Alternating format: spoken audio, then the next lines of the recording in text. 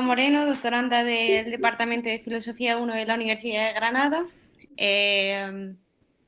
Voy a ser la encargada de moderar la charla. Bueno, y en primer lugar, pues María José Rapoli es la que va a hacer la presentación, así que cuando ella quiera.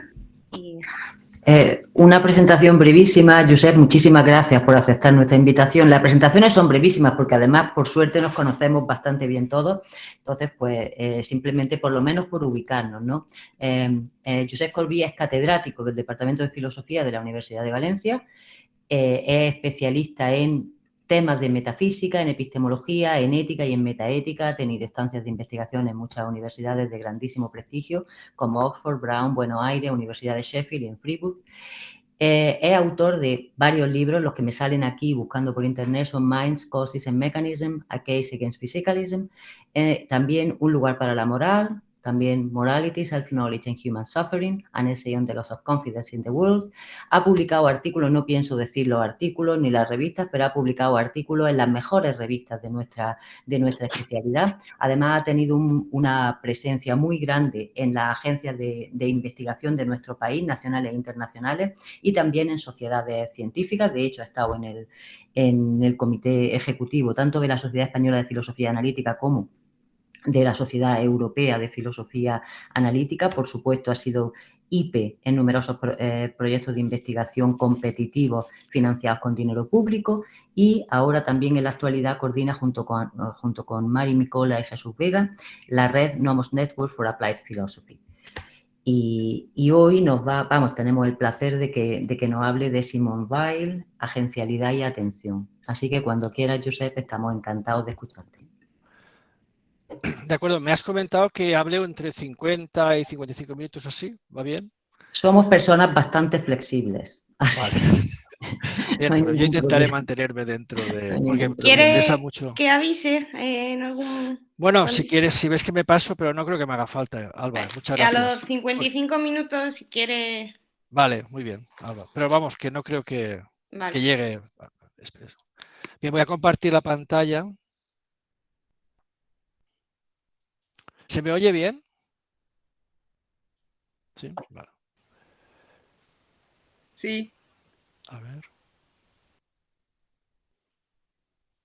¿Se ve ahora un PowerPoint, bueno, un PDF? Sí, se ve sin problema. Vale. Muy bien, de acuerdo. Pues antes de empezar, yo querría deciros que para mí el pensamiento de Simone Weil no es un pensamiento cualquiera. Es una de los filósofos de referencia en mi manera de ver el mundo, que de algún modo acudió en mi socorro en un momento muy duro de mi vida. Fue en diciembre de 1995, me encontré su libro La gravedad y la gracia encima de uno de estos puestos que ponen las mejores editoriales del mundo en las reuniones del APA de Nueva York. Hacía un frío que pelaba. No me interesó ni me resultó muy útil porque fuera religiosa, sino a pesar de su aspecto teológico, que yo creo que realmente no es central a su planteamiento. En ese sentido, para mí hablar de Simone Weil y en concreto de los aspectos que voy a destacar no es un asunto trivial ni algo que haya hecho simplemente porque me hayáis invitado a hablar aquí, que por cierto bueno, pues me alegra mucho la invitación y me encanta participar, bueno, que me aceptéis en este lugar. Por otra parte, hablar de Simone Weil no es fácil, por lo menos en este país, porque no existe el espacio intelectual para hacerlo. Si hablas con continentales, no me suelen entender porque suelen hacer, no sé, discursos muy reverenciales en torno al pensamiento de Simone Weil sin preocuparse de discutirlo.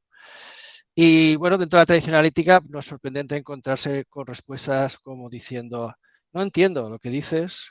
Y muchas veces cuando se dice eso, el hablante da por entendido que los límites de lo que entiende es lo límite de lo inteligible. Y quizás sería conveniente tener un poco más de modestia. Naturalmente puede ser que lo que diga Simone Weil sea ininteligible, pero también puede ser que los límites de lo que uno comprendan no coincidan con los límites de lo inteligible. Entonces os pido una cierta apertura a su pensamiento. Yo voy a hacerme eco de la terminología que ella utiliza, a leer algunos textos para que se vea, ¿no?, el sabor de lo que escribe, su estilo, pero también intentaré articularlos en torno a conceptos que se sitúan dentro de la tradición analítica, pero digamos de la menos logicista de la tradición analítica, ¿no?, de la tradición analítica que viene de Wiggelsen o que viene de Bernard Williams, por ejemplo. Pero por supuesto, y lo que más me interesa, por supuesto, es después la discusión que se pueda suscitar. Los ecos que ha tenido su pensamiento, que es un pensamiento que, como decía en el resumen, se sitúa en los años 30 fundamentalmente, porque muere en Londres en 1942, cuando estaba intentando elaborar, digamos, la respuesta a la invasión nazi. Los ecos para mí más significativos son el que tuvo con Albert Camus. En El hombre rebelde hay mucha presencia, una gran presencia de Simone Weil. Él fue un valedor del pensamiento de Simone Weil. En el mundo anglosajón, Iris Murdoch, tanto en sus textos filosóficos como en sus textos literarios, los aspectos del pensamiento de Simone Weil que voy a presentar tiene una presencia manifiesta. Se me cayó de las manos, me pareció aburridísimo, me lo leí todo él, a ver si había alguna esperanza. El libro de Peter Winch dedicado a Simone Weil. Peter Winch es un filósofo que tiene textos para mí apasionantes, pero este en concreto no me sirvió de nada. Y el marco teórico en el que hago la lectura de Simone Weil tiene conexión con una idea que no se trata habitualmente en las discusiones de metaética, pero que para mí es central, una idea de Bernard Williams, que es central para Bernard Williams sin discusión alguna, que es la noción de necesidad práctica, que es un tipo de necesidad que es algo que te impone el mundo como algo que es externo y al mismo tiempo tú reconoces como profundamente interno. Y este es un concepto que la concepción del sujeto dominante en nuestra cultura y que tiene raíces puritanas torna ininteligible y sin embargo tiene una gran presencia en la Grecia clásica y de algún modo el esfuerzo de Bernard Williams, el esfuerzo que encontramos en Simone Weil es recuperar una categoría que en nuestro modo de vida y en nuestra ideología está casi extinta. No está extinta porque si se extinguiese, se extinguiría el modo de vida que reconocemos como humano, pero no es reconocible conceptualmente. Y de ahí parte de la dificultad para expresar el pensamiento de Simone Weil.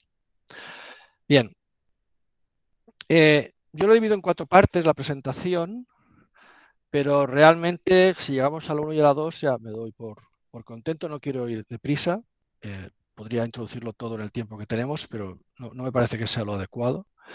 Entonces, para mí hay 3 textos que me parecen muy importantes. También hay textos sobre la guerra, algunos sobre la guerra española, que son muy reveladores. Es un artículo realmente extenso, que es la Ilíada o el poema de la fuerza, que para mí es un punto de partida fundamental para entender el pensamiento de Simone Weil, y esa es parte del título, ¿no? Una respuesta agencial a la fuerza. Entonces, elucidaremos el concepto de fuerza de Simone Weil.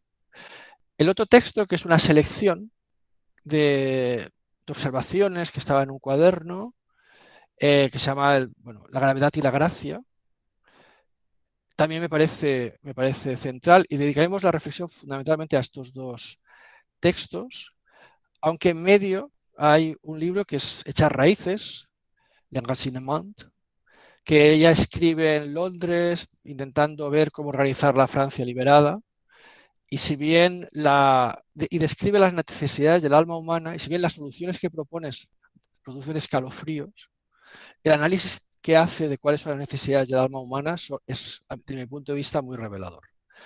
Los puntos 3 y 4, el 3 es una elaboración más creativa del pensamiento, o sea, por mi parte y a través de Bernard Williams, etcétera, del pensamiento de Simone Weil. Y el cuarto es una objeción, algo que podríamos decir que, desde mi punto de vista, ella entiende que los valores morales deben de prevalecer sobre cualquier otro valor. Y creo que su propio análisis de la forma de atención que es relevante para responder o para afirmar nuestra agencialidad pone en cuestión esta concepción moralista de la vida humana. Esa sería una objeción, pero no creo que lleguemos a ella. Bien, entonces vamos a la Ilíada o el poema de la fuerza.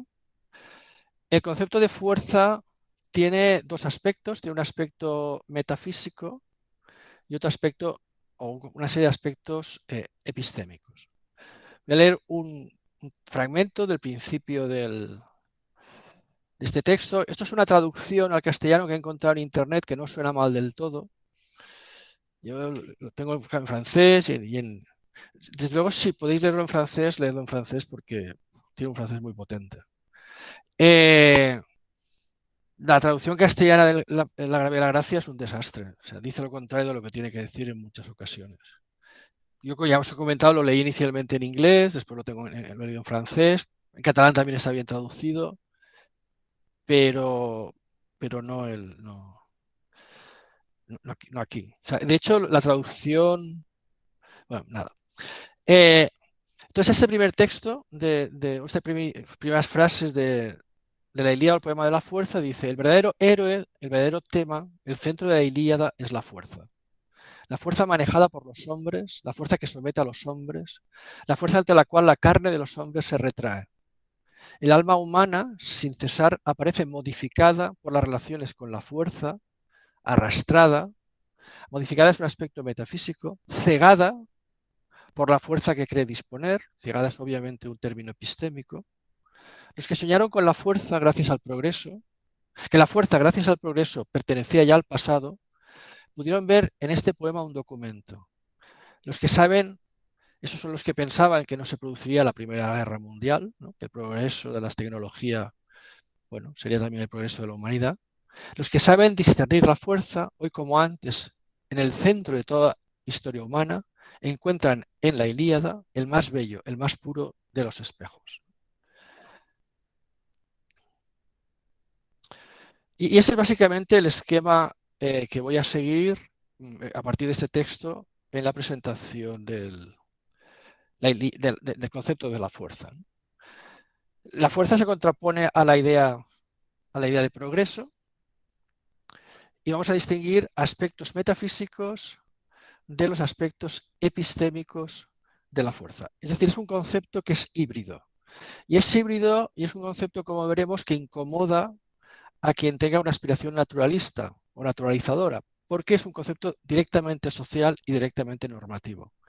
Al final de esta primera parte de la presentación contrapondré el concepto de fuerza al concepto de instinto de agresión que introduce, bueno, que destaca Freud en la cultura, en el malestar de la cultura en los años 30, también como respuesta a la Primera Guerra Mundial y a la ascensión de los totalitarismos, y que ve él en el centro de la genealogía de la cultura, Freud, a través del papel de la agresividad o de la represión de la agresividad en el sentimiento de culpa. Ahí hay un afán naturalizador en Freud que está totalmente ausente en Simone Weil. Aunque el concepto de fuerza es un concepto que viene de la física y que ella está, digamos, muy, muy atraída por la idea de un sistema, del mundo construido como un sistema de fuerzas, no son fuerzas físicas, son fuerzas que reconocen el carácter constitutivamente social del ser humano y que se sitúa ya en un espacio normativo. Y que precisamente parte de la violencia consiste cuando a uno nos lo colocan en el lugar que normativamente requiere su condición humana. Entonces, aunque tiene ecos de la naturalización, es un concepto constitutivamente normativo y que no mantiene la distinción clásica entre lo metafísico y lo epistémico, dentro de una tradición, por ejemplo, como la tradición pragmatista, que ambos elementos están imbricados. Entonces, los aspectos metafísicos es intoxicador, ciega el alma humana. En los aspectos metafísicos de algún modo modifica, y el modo de modificar es aplastar el alma humana, la capacidad de vivir. Entonces, ella ve en el propio poema de la Ilíada que lo que hace es narrarnos el papel de la fuerza en la guerra de Troya y cómo vencedores, el que hoy es vencedor, mañana es vencido, y cómo todos se arrastran por el polvo, nos arrastramos por el polvo. Eso es una respuesta agencial. Es una respuesta que no se deja intoxicar por la fuerza, que de alguna manera neutraliza los efectos metafísicos y epistémicos de la fuerza. Entonces, eso que vemos en el poema La Ilíada es la aspiración que, para articular qué sería una respuesta agencial a los aspectos metafísicos y epistémicos de la fuerza sobre la psicología humana, o sea, la agencialidad humana. ¿Cuáles serían, con un poco más de detalle, los aspectos y efectos metafísicos de la fuerza? Ya habla de efectos, yo he hablado de aspectos porque, en cierto modo, son constitutivos de la idea de fuerza estos efectos. No hay una relación contingente entre que sea la fuerza y estos efectos, sino que hay una relación constitutiva. Para identificar que se está ejerciendo la fuerza, tienes que identificar estos aspectos metafísicos y los aspectos epistémicos que mencionaré más adelante. Voy a presentar un poco el esquema de lo que dice, después leemos un par de párrafos o de pasajes o de citas para ver un poco cómo se expresa Bale. Entonces, la fuerza, lo más obvio es que mata, que puede matar y convertir a un ser humano en un cadáver, pero eso no es lo más interesante para Simone Bale.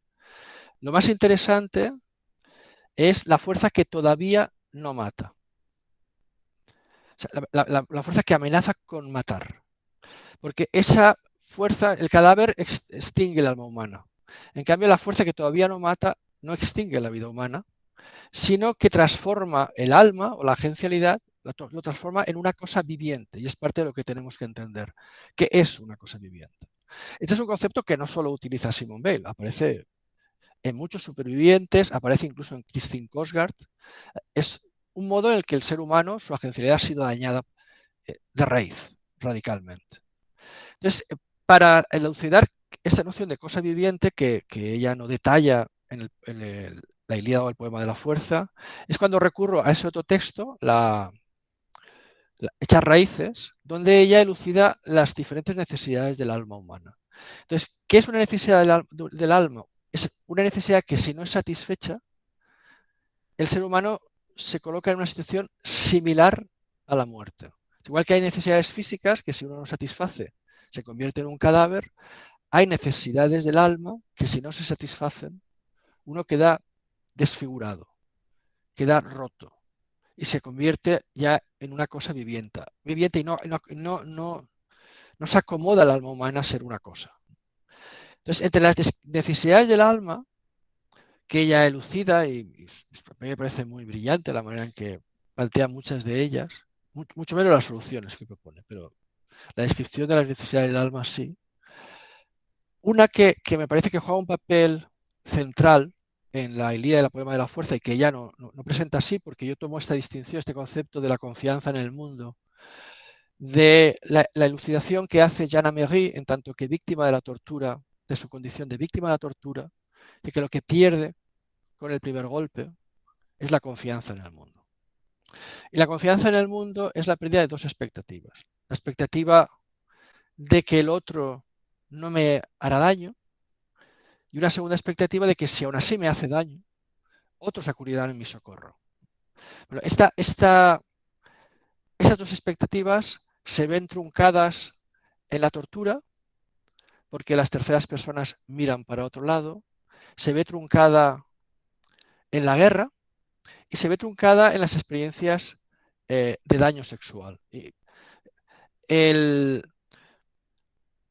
Menciono en concreto el caso del daño sexual porque hay una película que ahora veréis el póster, que se llama Sans Frappé, lo que todavía no te mata, que utiliza esa expresión, lo que todavía no te mata. Y se refiere a una carta que recibió la directora, escrita por una mujer, en la que narra una experiencia en la que ella se sintió dañada sexualmente, pero no sabe exactamente en qué medida contribuyó, en qué medida el daño es onírico o real.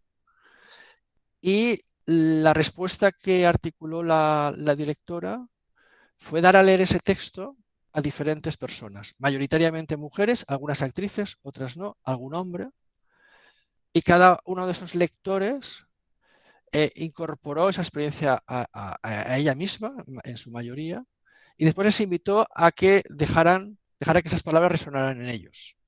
Y la experiencia fue muy interesante, pero la he retocado aquí porque habla de que te conviertes, lo que todavía no te mata, lo que te convierte en una cosa viviente. Entonces, Bale utiliza una dicotomía que encaja bastante directamente con la idea de la confianza en el mundo. La confianza en el mundo es el espacio del hogar. Y Bale habla del contraste entre los baños calientes, el espacio del hogar, y el campo de batalla. O sea, la mayor parte de la vida humana transcurre en el campo de batalla. Y en el campo de batalla uno añora los baños calientes, el espacio del hogar. Entonces, de nuevo, parece que presentar la confianza en el mundo como una necesidad del alma entronca con su propio análisis de la Ilíada, o sea, de la Ilíada y del papel de la fuerza que nos sitúa lejos de los baños calientes y en el espacio del campo de batalla. Voy a leer algún fragmento, por ejemplo este. La fuerza que mata es una forma sumaria, grosera de la fuerza. Mucho más variada en sus procedimientos y sorprendente en sus efectos es la otra fuerza, la que no mata. Es decir, la que no mata todavía.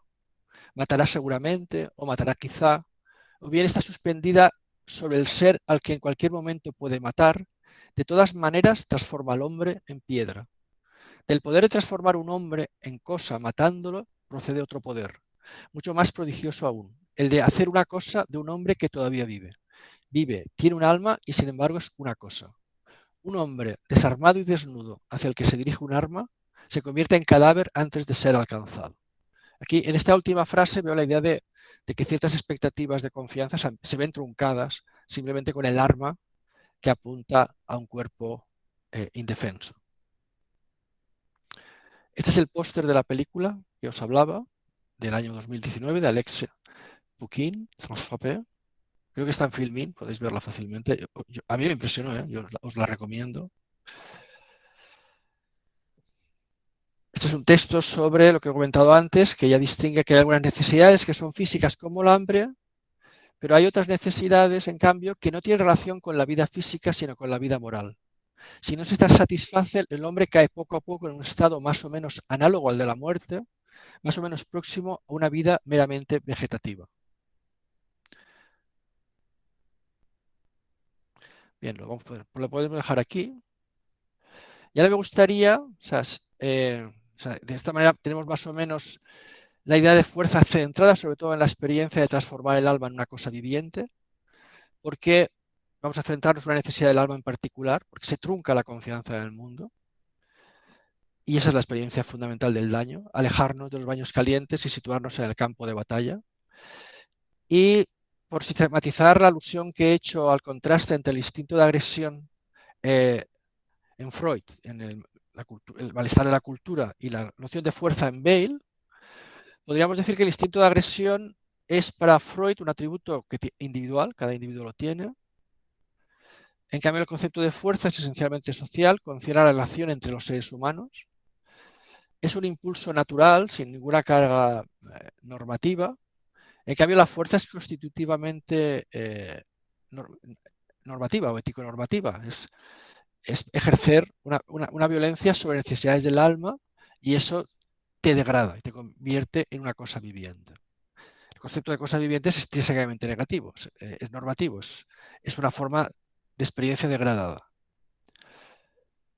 Freud, a través del instinto de agresión, quiere hacer una genealogía naturalista de la cultura, mostrando cómo la represión o el redireccionamiento del instinto de agresividad está en el origen del sentimiento de culpa, que es la gran contribución, a mi parecer, desde mi punto de vista, de este texto.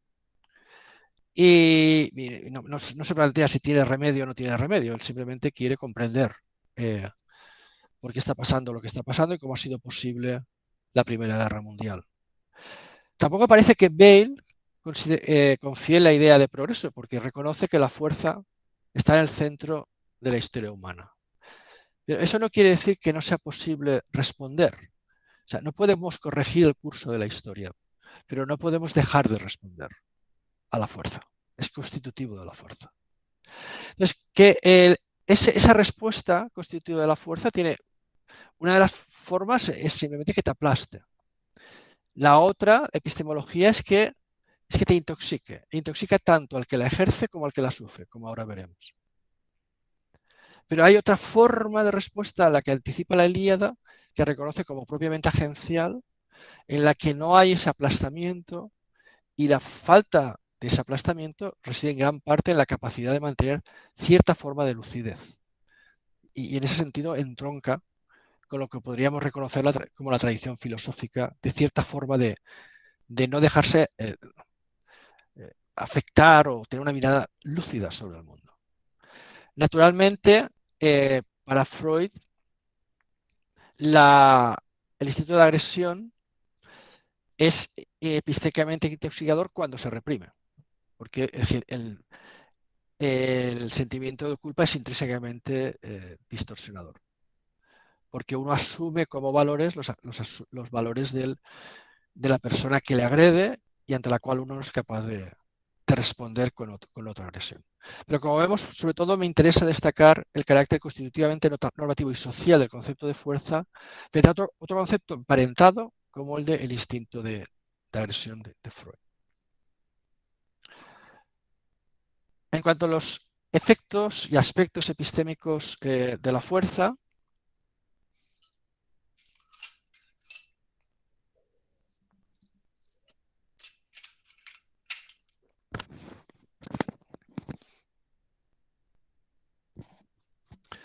en lo que insiste Simone Weil, usa la expresión embriaguez.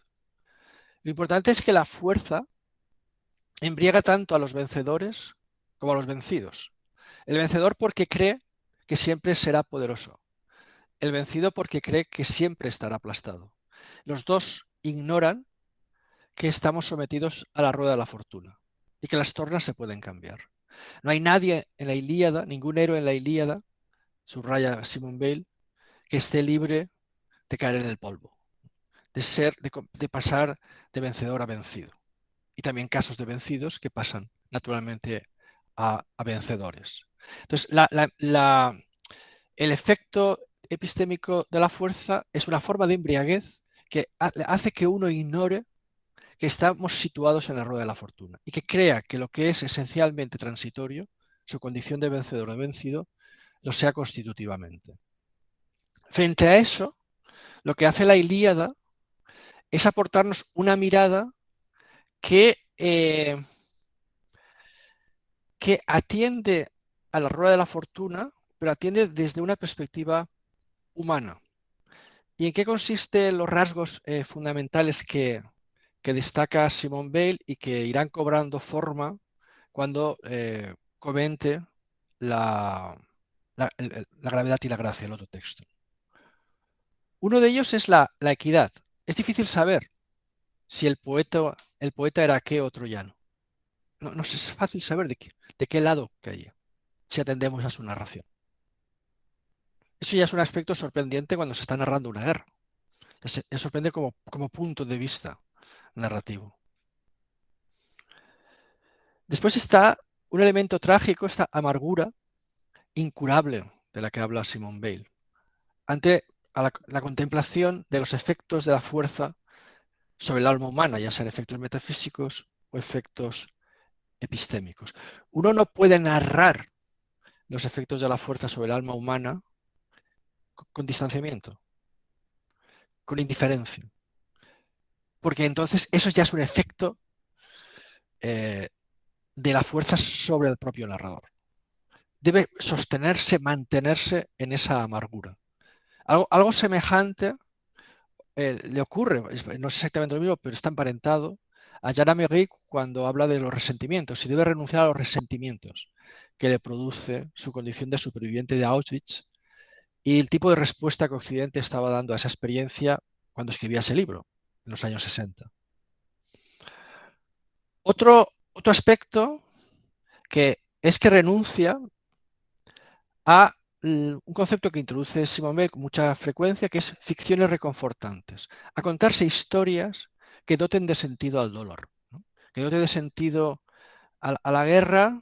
Ahora estamos asistiendo a la invasión de Ucrania y podemos ver muchas narraciones que aparecen como ficciones reconfortantes. Normalmente las vemos como tales fácilmente cuando caen del otro lado. Lo interesante en la Ilíada es que hace ver cómo todos incurrimos en ficciones reconfortantes. Y finalmente un aspecto que me parece muy delicado por parte de Simone Weil, es la celebración en la Ilíada de cualquier aspecto de la belleza, que queda subrayado precisamente por su fragilidad. Entonces, en eso cifra Simone Weil una mirada, una respuesta agencial ante la fuerza, precisamente en el proceso de narración de la fuerza. Pero esto que digamos que es relativamente que es fragmentario, que tiene que ver con un poema en particular, en la que ella destaca determinados aspectos, adquirirá más orden cuando lo tratemos a partir del texto de la gravedad y la gracia. Voy a leer algún texto, por ejemplo, sobre la embriaguez. Si todos están destinados desde el nacimiento a sufrir la violencia, es esta una verdad que el imperio de las circunstancias oculta ante el espíritu de los hombres. El fuerte no es jamás absolutamente fuerte, ni el débil absolutamente débil, pero ambos lo ignoran. No se creen de la misma especie. Ni el débil se considera semejante al fuerte, ni es considerado como tal. El que posee la fuerza avanza en un medio no resistente, sin que nada, en la materia humana que lo rodea, pueda resucitar entre el impulso y el acto ese breve intervalo en el que se aloja el pensamiento.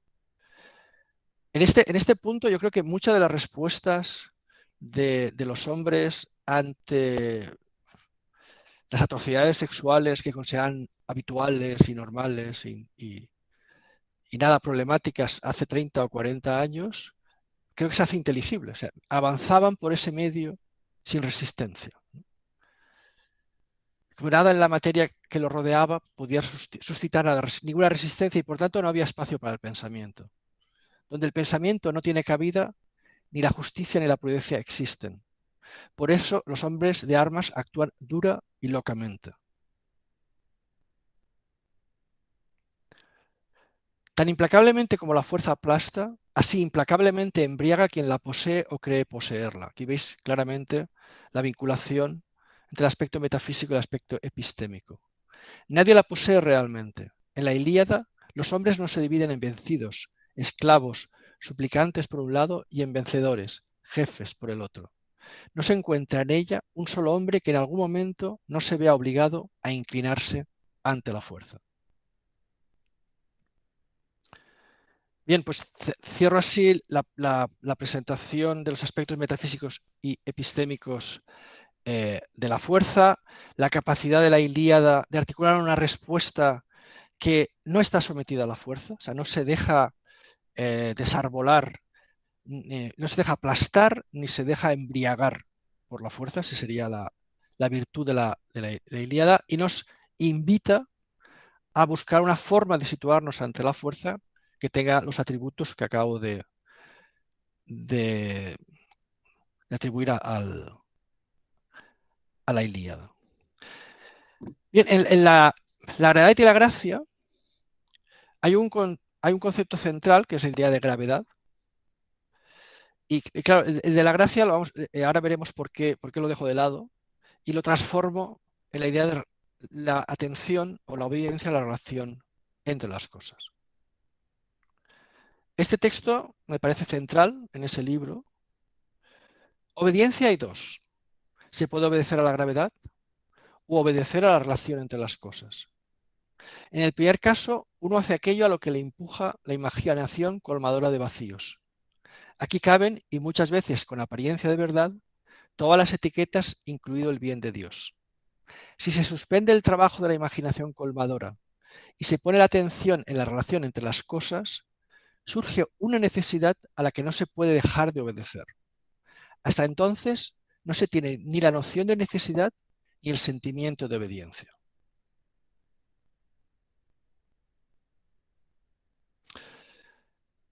Resumiendo las dos formas de obediencia de la que ya está hablando, la que denomina gravedad, su rasgo más importante, la mejor manera, desde mi punto de vista de entenderlo, es que nos sitúa en la lógica de la compensación. Es una lógica que ya toma del primer principio de la termodinámica. Como veis, se inspira en conceptos de la ciencia natural sin tener un proyecto naturalista él mismo. ella misma. Y quizá el aspecto más novedoso de esta lógica de la compensación es que se contrapone al modelo kantiano de la subjetividad, que es en el fondo el modelo que impera o que domina en nuestra cultura. Y es la idea de que la voluntad lo puede todo. En la idea de que uno tiene unos principios y que gracias a la voluntad puede vivir una vida guiada por esos principios. Y que por tanto la clave de una respuesta en nuestra agencialidad estriba precisamente en la fuerza de nuestra voluntad. No habría mayor flaqueza que la debilidad de la voluntad, porque eso nos impediría ser propiamente agentes. Pero esta lógica sitúa la voluntad fuera del sistema de equilibrio, del sistema termodinámico, como si la voluntad fuera un recurso inagotable, como si fuera ilimitado, como si no se desgastase.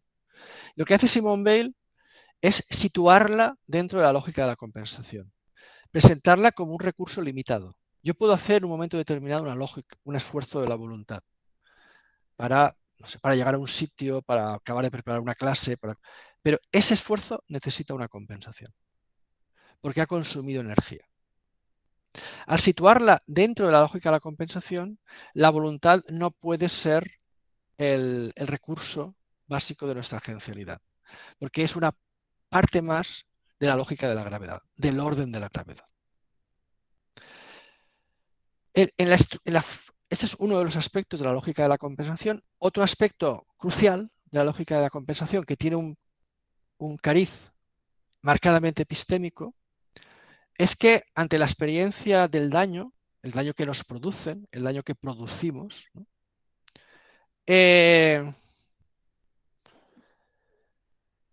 Que ella denomina como la experiencia del vacío, claramente, rápidamente generamos discursos o planteamientos que colman ese vacío, que nos hacen, nos generan ficciones reconfortantes que nos tranquilizan. Por poner una brutal, ¿no?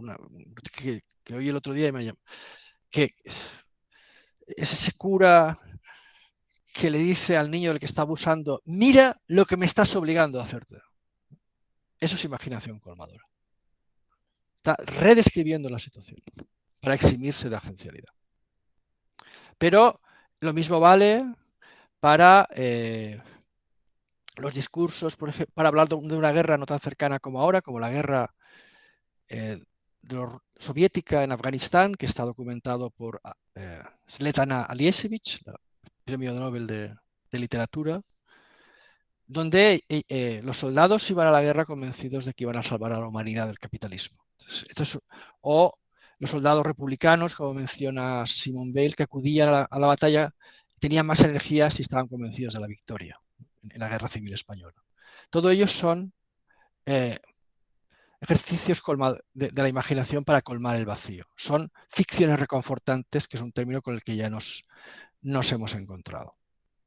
Entonces, esta es la imaginación con la referencia, por ejemplo, al futuro, lo que yo llegaré a ser frente a lo que estoy siendo, o lo que he sido frente a lo que queda de mí. Son formas de ficción reconfortante cuyo objetivo es restablecer el equilibrio. Es mantenernos dentro de la lógica de la compensación.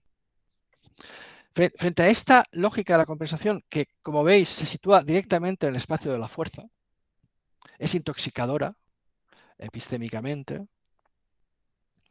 La otra forma de obediencia es misteriosa.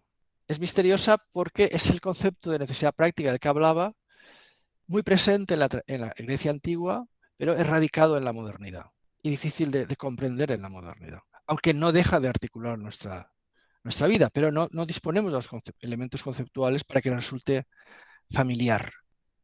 Tiene que ver con una forma de imposición, de necesidad que no es degradante. Cuando se me impone la conclusión de un argumento, de un teorema matemático, se me está imponiendo, pero no me degrada, sino que me hace crecer. Cuando Ajax dice, o Antígona dice, no puedo dejar de enterrar a mi hermano, esa forma de imposición no la degrada, sino que la humaniza. Entonces hay cierta forma de no poder dejar de hacer que resalta, subraya, acrecenta tu agencialidad.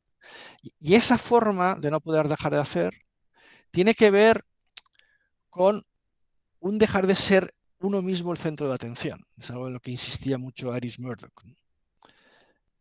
No dejarse atrapar por las propias ensoñaciones y dejarse impregnar por lo que hay en el mundo. Y para eso es necesario enfrentarse al vacío sin consuelo. Estas son las ideas. Este lado, este es el que es problemático, el que es difícil, el que tiene que ver con esta forma de necesidad, es el que es difícil de conceptualizar, dada nuestra tradición cultural. Y es a lo que voy a intentar abundar.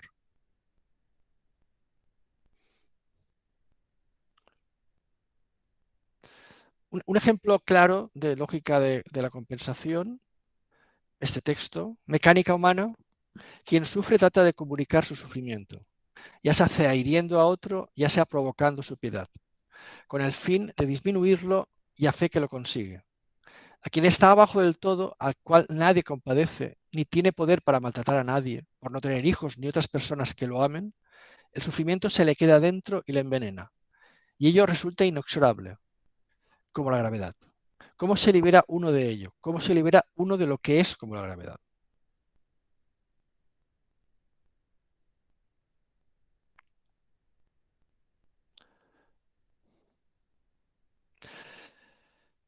Entonces voy a demorarme, porque no queda mucho tiempo, ahora en el otro lado, en esa forma de necesidad. Una cuestión que en uno de los textos que no he leído, que es importante, es que ella cree que para escapar a la gravedad hace falta un recurso sobrenatural, la gracia. Porque la gravedad constituye un sistema cerrado, un sistema de fuerzas, como si fuera un sistema newtoniano. Aquí casi apela a un concepto mecánico tradicional.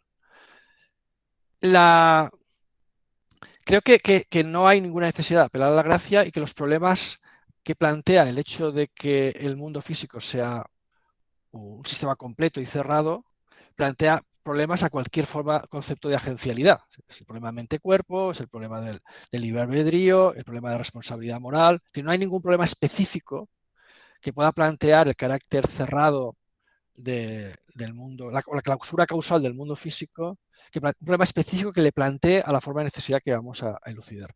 Si hay problemas, son problemas muy generales acerca de cómo ubicar la agencialidad dentro de un sistema que concebimos como físicamente clausurado. Y por lo tanto, la apelación a la gracia sería tan necesaria aquí como en cualquier otro concepto de agencialidad, y en ese sentido no voy a lidiar en esta presentación con el problema de la clausura causal del mundo físico. He lidiado en otro texto al que ha aludido María José, que es el de Minds, Causes and Mechanisms, que publiqué con Joseph Gibbs Prades hace ya en el año 2000. Pero no es un problema específico, por tanto no es necesario recurrir a la noción de la gracia. Bien, pues voy a dedicar el tiempo que queda a presentar en qué consistiría la obediencia a la relación entre las cosas. Y con eso acabaríamos hasta el punto 2, que es lo que pensaba que podríamos hacer. Podemos empezar con este dibujo, el dibujo de una balanza, ¿no? Hay un texto de Simone Weil que quizás el primero, el de la obediencia, los dos tipos de obediencia es clave, este también lo es para mí. La acción es el fiel de la balanza. No hay que tocar el fiel sino los pesos. Exactamente igual ocurre con las opiniones. De otro modo, o la confusión o el sufrimiento. Mi lectura de este texto es la siguiente. Aquí vemos el fiel de la balanza que está desnivelado. Supongamos que el fiel de la balanza marca el curso de nuestras vidas. Si pensamos que nuestra vida está desequilibrada, buscaremos que el fiel se alinee con esta barra y que los dos platos de la balanza estén al mismo nivel. La pregunta es, ¿cómo lograr que el fiel de la balanza se desplace hacia el centro? Una forma de lograrlo es con el esfuerzo de la voluntad, que sería equivalente a coger ese fiel con las manos y colocarlo en el centro. El problema es que el esfuerzo de la voluntad es un recurso limitado, que al cabo de un tiempo nuestros dedos se agarrotarán, soltaremos el fiel, se producirá movimiento pendular y los platos volverán a la situación desequilibrada a la que están. Es como el que hace un gran esfuerzo por dejar de fumar o por cualquier otro vicio que tenga, un esfuerzo de la voluntad. Hay un momento en que se harta y se produce este movimiento pendular. Entonces, la fuerza de la voluntad no puede ser la guía de nuestra acción. Lo que hay que cambiar es la distribución de los pesos. Obviamente, vamos a poder, si cambiamos la distribución de los pesos en los platillos de la balanza y los ponemos equilibradamente, el fiel se colocará en el centro. Ahora la pregunta es, ¿cómo cambiar los pesos? Y en ese texto dice sorprendentemente, pues igual que como con las opiniones. Y eso es lo que quiero explorar.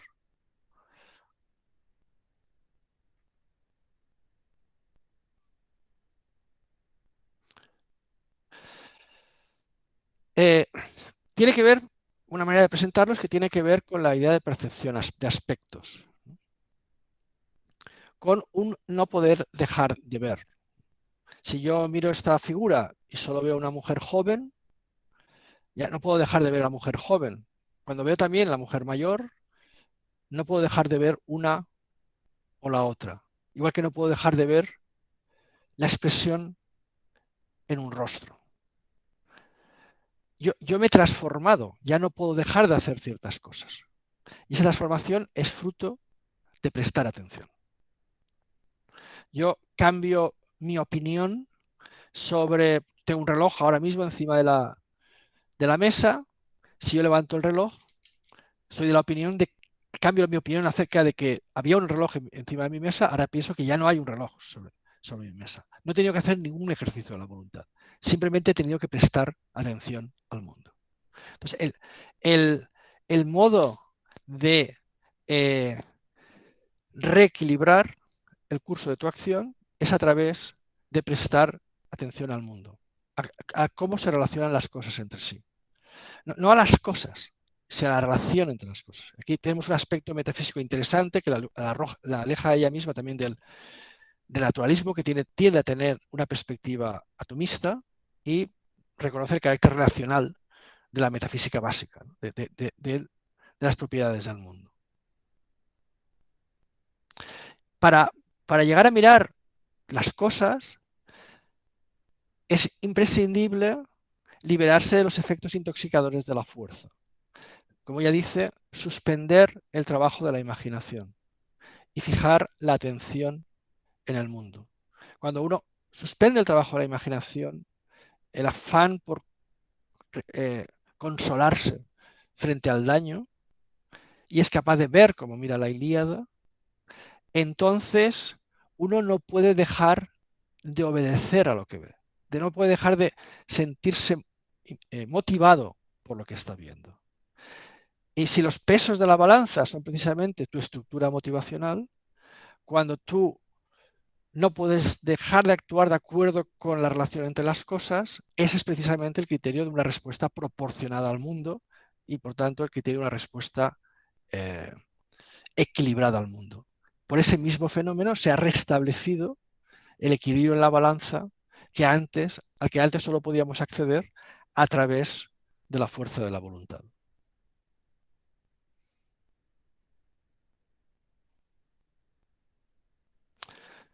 Estableciendo un paralelismo entre ambas, diríamos que la obediencia a la gravedad sitúa en el plano de la lógica de la compensación, en la primera ley de la termodinámica.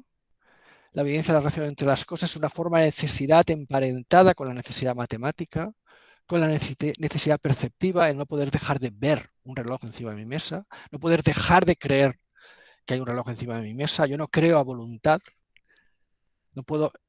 Creer no es un acto de la voluntad, es algo que se me impone a partir de lo que percibo. Dentro de esa lógica de la compensación hay un afán por colmar el vacío creado por la fuerza. Lo que la fuerza crea es un vacío y la imaginación nos sirve para huir de la fuerza, de la percepción de la fuerza. Por tanto, para obedecer a la relación entre las cosas, hemos de ser capaces de mirar al vacío, a la fuerza, sin el trabajo de la imaginación, sin ficciones reconfortantes, sin consuelo. La imaginación es como instrumento para colmar el vacío, para compensar la fuerza.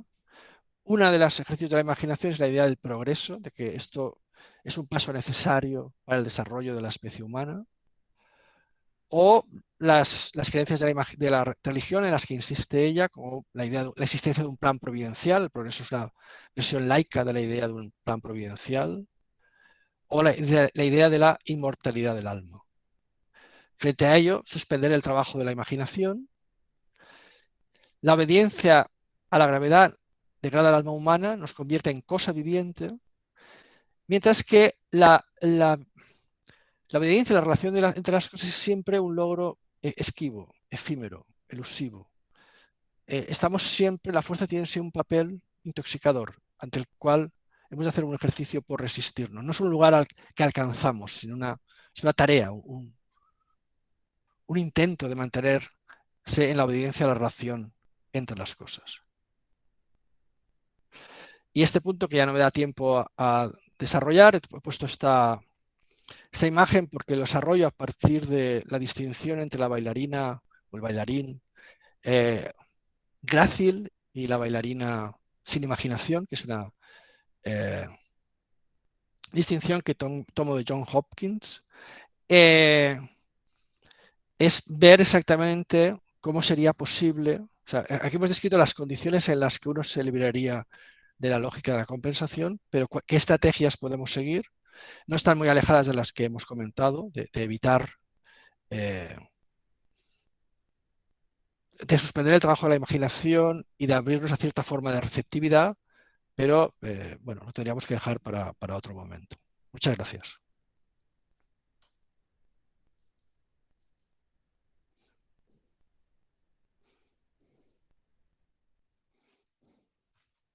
Bueno, pues muchas gracias, Josep, por la charla. ¿Se me escucha bien, no? Vamos a empezar ahora el turno de debate, bueno, el tiempo de debate. Como sabéis por sesiones anteriores, es posible que en algunas ocasiones no respete estrictamente el turno de palabras, con el objetivo de hacer la participación en el debate lo más equitativa posible. Así que bueno, Google Meet no permite follow-up, solo la mano, pero bueno, nos apañaremos como otras veces.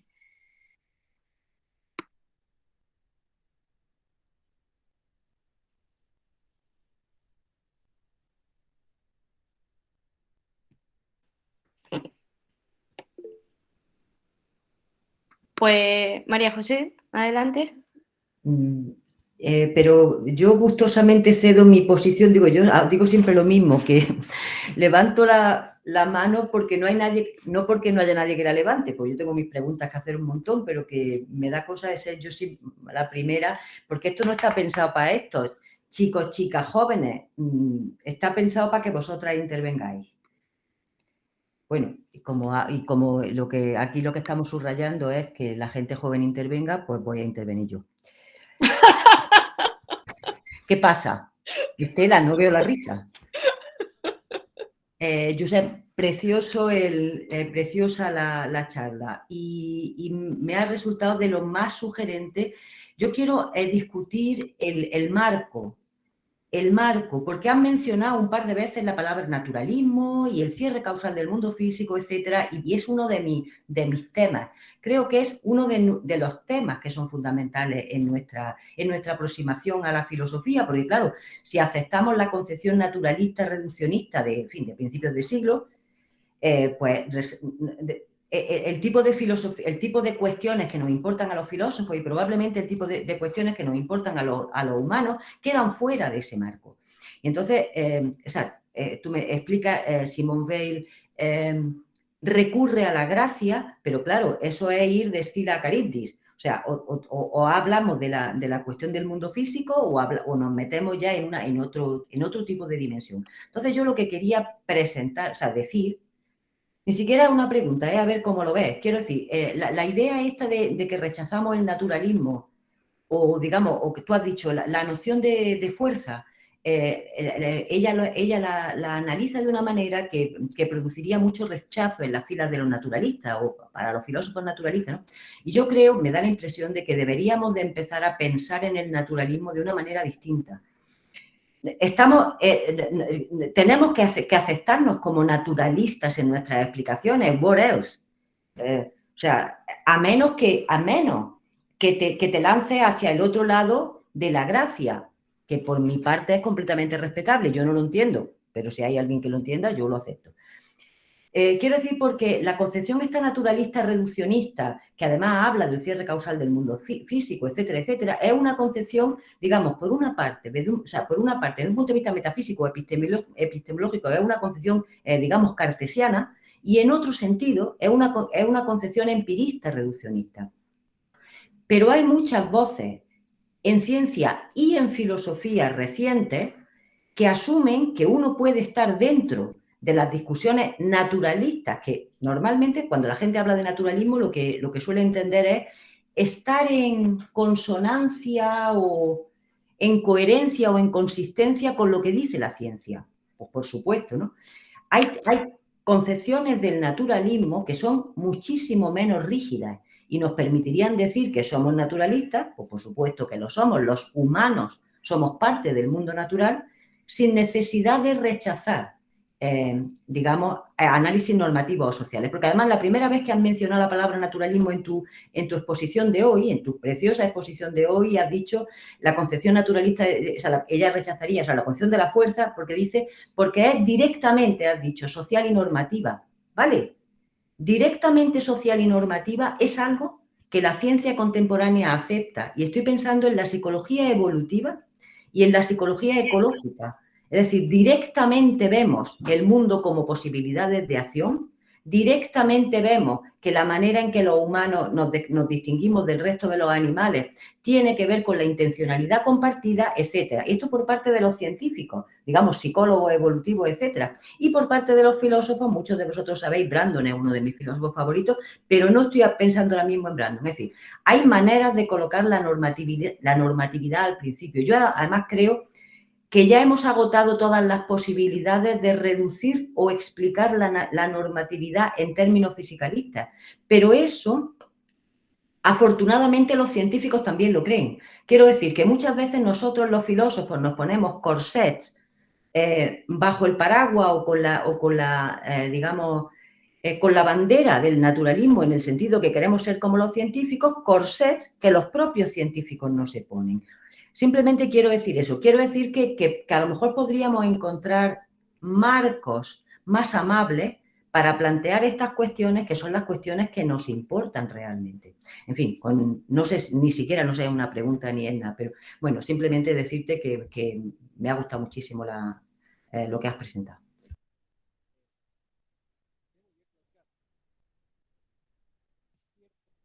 No se te oye, Josep, no se te oye. Vale, ahora sí, ¿no? Vale. Que me viene muy bien que lo plantees porque así quito una ambigüedad de en medio. Y es cierto que el concepto de naturalismo se puede leer de muchas maneras y quizá yo estoy demasiado afectado por la brutalidad naturalista del medio en el que me encuentro, en Valencia en concreto, porque son muy cerradicos, ¿eh? O sea, cuando... Pero no es todo el mundo igual. No, que dice que igual estoy muy afectado y también es mi historia, que como somos jóvenes tú y yo, ¿verdad? Pues hay una historia Los más que... jóvenes de aquí. Una forma de naturalismo o reduccionista o funcionalista, como quieras, que tiene mucho peso. Entonces, y en ese sentido, en ese en el que estaba pensando. Naturalmente, no estoy rechazando el naturalismo en favor de una lectura religiosa trascendental, no, eso, en absoluto. Precisamente parte de lo que estoy diciendo es que es interesante Simone Weil haciendo caso omiso a la noción de gracia, que la introduce porque está afirmando el cierre causal. O sea, entonces, y por otra parte, el concepto naturalista que estoy utilizando es interno a su propia teoría. Ella tiene como referencia el cierre causal. Entonces, claro, si hay un cierre causal del mundo material, pues cualquier agencialidad tiene que ver con algo que rompe ese cierre causal y eso es lo que ella llama la gracia. Entonces, claro, como ya he dicho, el problema que ella tiene ahí lo tenemos para cualquier cosa, para una creencia, para un deseo. Entonces, no, la solución de la gracia es demasiado fácil, no te resuelve nada. Y por supuesto, entonces son problemas un poco internos a su propio planteamiento que heredan la dicotomía entre mundo sensible y mundo inteligible de Kant. Y lo que pasa es que ella, cuando hace metafísica muy dura, te mete la idea de gracia porque, claro, es un sistema cerrado. Pero después, cuando va introduciendo conceptos para analizar problemas, bueno, textos como la Ilíada o problemas sociales concretos, se deshace de ese aparato conceptual y coge de la ciencia lo que le interesa para hacer análisis muy iluminadores. Entonces, cuando intento mostrar, cuando digo, mira, la fuerza ya es un concepto directamente social y normativo. Eso entra en contradicción con o eso por lo menos no casa con la lectura habitual de qué es la fuerza en un sistema físico, o con la concepción jerarquizada de la realidad que se deriva de la clausura causal del mundo. Entonces, y en ese sentido sí que es legítimo decir que hay una tensión dentro de su propio pensamiento, porque no acaba de aceptar esta lectura más amable o más abierta del naturalismo que tú estabas proponiendo. Y es que el naturalismo simplemente es un compromiso con la ciencia. La ciencia hace muchas cosas muy diferentes. Y en el fondo lo que llamábamos naturalismo antes es una lectura mentecata de lo que hace la ciencia. Que, por cierto, muchos científicos defienden cuando salen caras afuera y te miran, porque hemos estado en muchas mesas redondas que te miran con una cara de desprecio porque tú no sigues la ortodoxia científica, pero en sus prácticas son totalmente diferentes. Entonces, creo que, bueno, lo que yo digo, estamos totalmente de acuerdo y me sirve un poco para aclarar ciertas ambigüedades que podría haber en mi presentación. María José, puede... Sigo, he pedido permiso, ¿eh? Yo te lo he dado. Sigo yo porque quiero decir, me encanta que lo digas, porque claro, en el caso de Simone Weil está claro y a ella le sirve, porque si la opción es, fíjense ustedes, el naturalismo reduccionista tremendo no nos permite entender este tipo de cosas que son lo que nos convierten en humanos, el recurso a la gracia es lo que me trae, pero es una falsa dicotomía, que es la cuestión, es una falsa dicotomía. Entonces, o sea, yo entiendo perfectamente lo que, o sea, digo, yo había entendido que tú rechazas la lectura religiosa o trascendental o trascendente en ese sentido. Evidentemente eso ha quedado clarísimo. Pero por eso yo he intervenido para decirte, hay un camino. Estoy pensando en Tomasello, como psicólogo, Michael Tomasello, también en Brandon. Estaba mirando aquí algo que escribí hace poco sobre este asunto. Vamos, pero por ejemplo lo de la psicología ecológica de Gibson, que no es nada moderno, etcétera. Y es lo que llama Hugh Price el naturalismo del sujeto. Es decir, nosotros los filósofos no deberíamos, si nos consideramos no naturalistas, sino si nos consideramos no trascendentalistas o no religiosos o no dualistas en ese sentido, no deberíamos suponer en nuestras explicaciones capacidades en los seres humanos que contradicen el tipo de animal que la ciencia dice que somos. Esta es una manera infinitamente más amable. Pero quería volver a intervenir porque es que justamente por eso me ha saltado de pronto el automático, en el sentido de que social y normativo es lo que dicen los psicólogos evolutivos y los psicólogos ecologistas hoy día, que es lo que nos constituye como el tipo de animal que somos.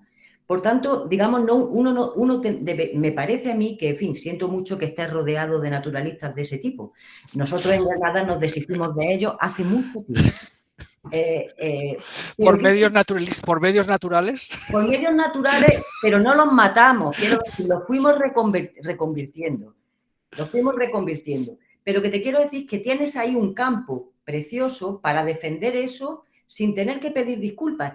Y además entiendo que Simone Weil está colocada en un, digamos, framework en el que esta dicotomía es razonable. Pero en su época, en la nuestra, afortunadamente tenemos otros mecanismos. Ya con esto me callo. Y si no hay más preguntas, da igual, porque no pienso seguir. Que os vaya a aburrir de mí. Sí, no, bueno, sí, es que no tengo nada que añadir, si ya lo hemos comentado otra vez. Pues Estela, cuando quieras.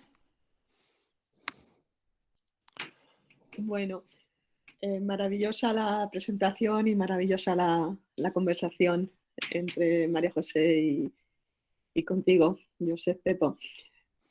Yo estaba también entre la gravedad y la gracia, quizá haya algo.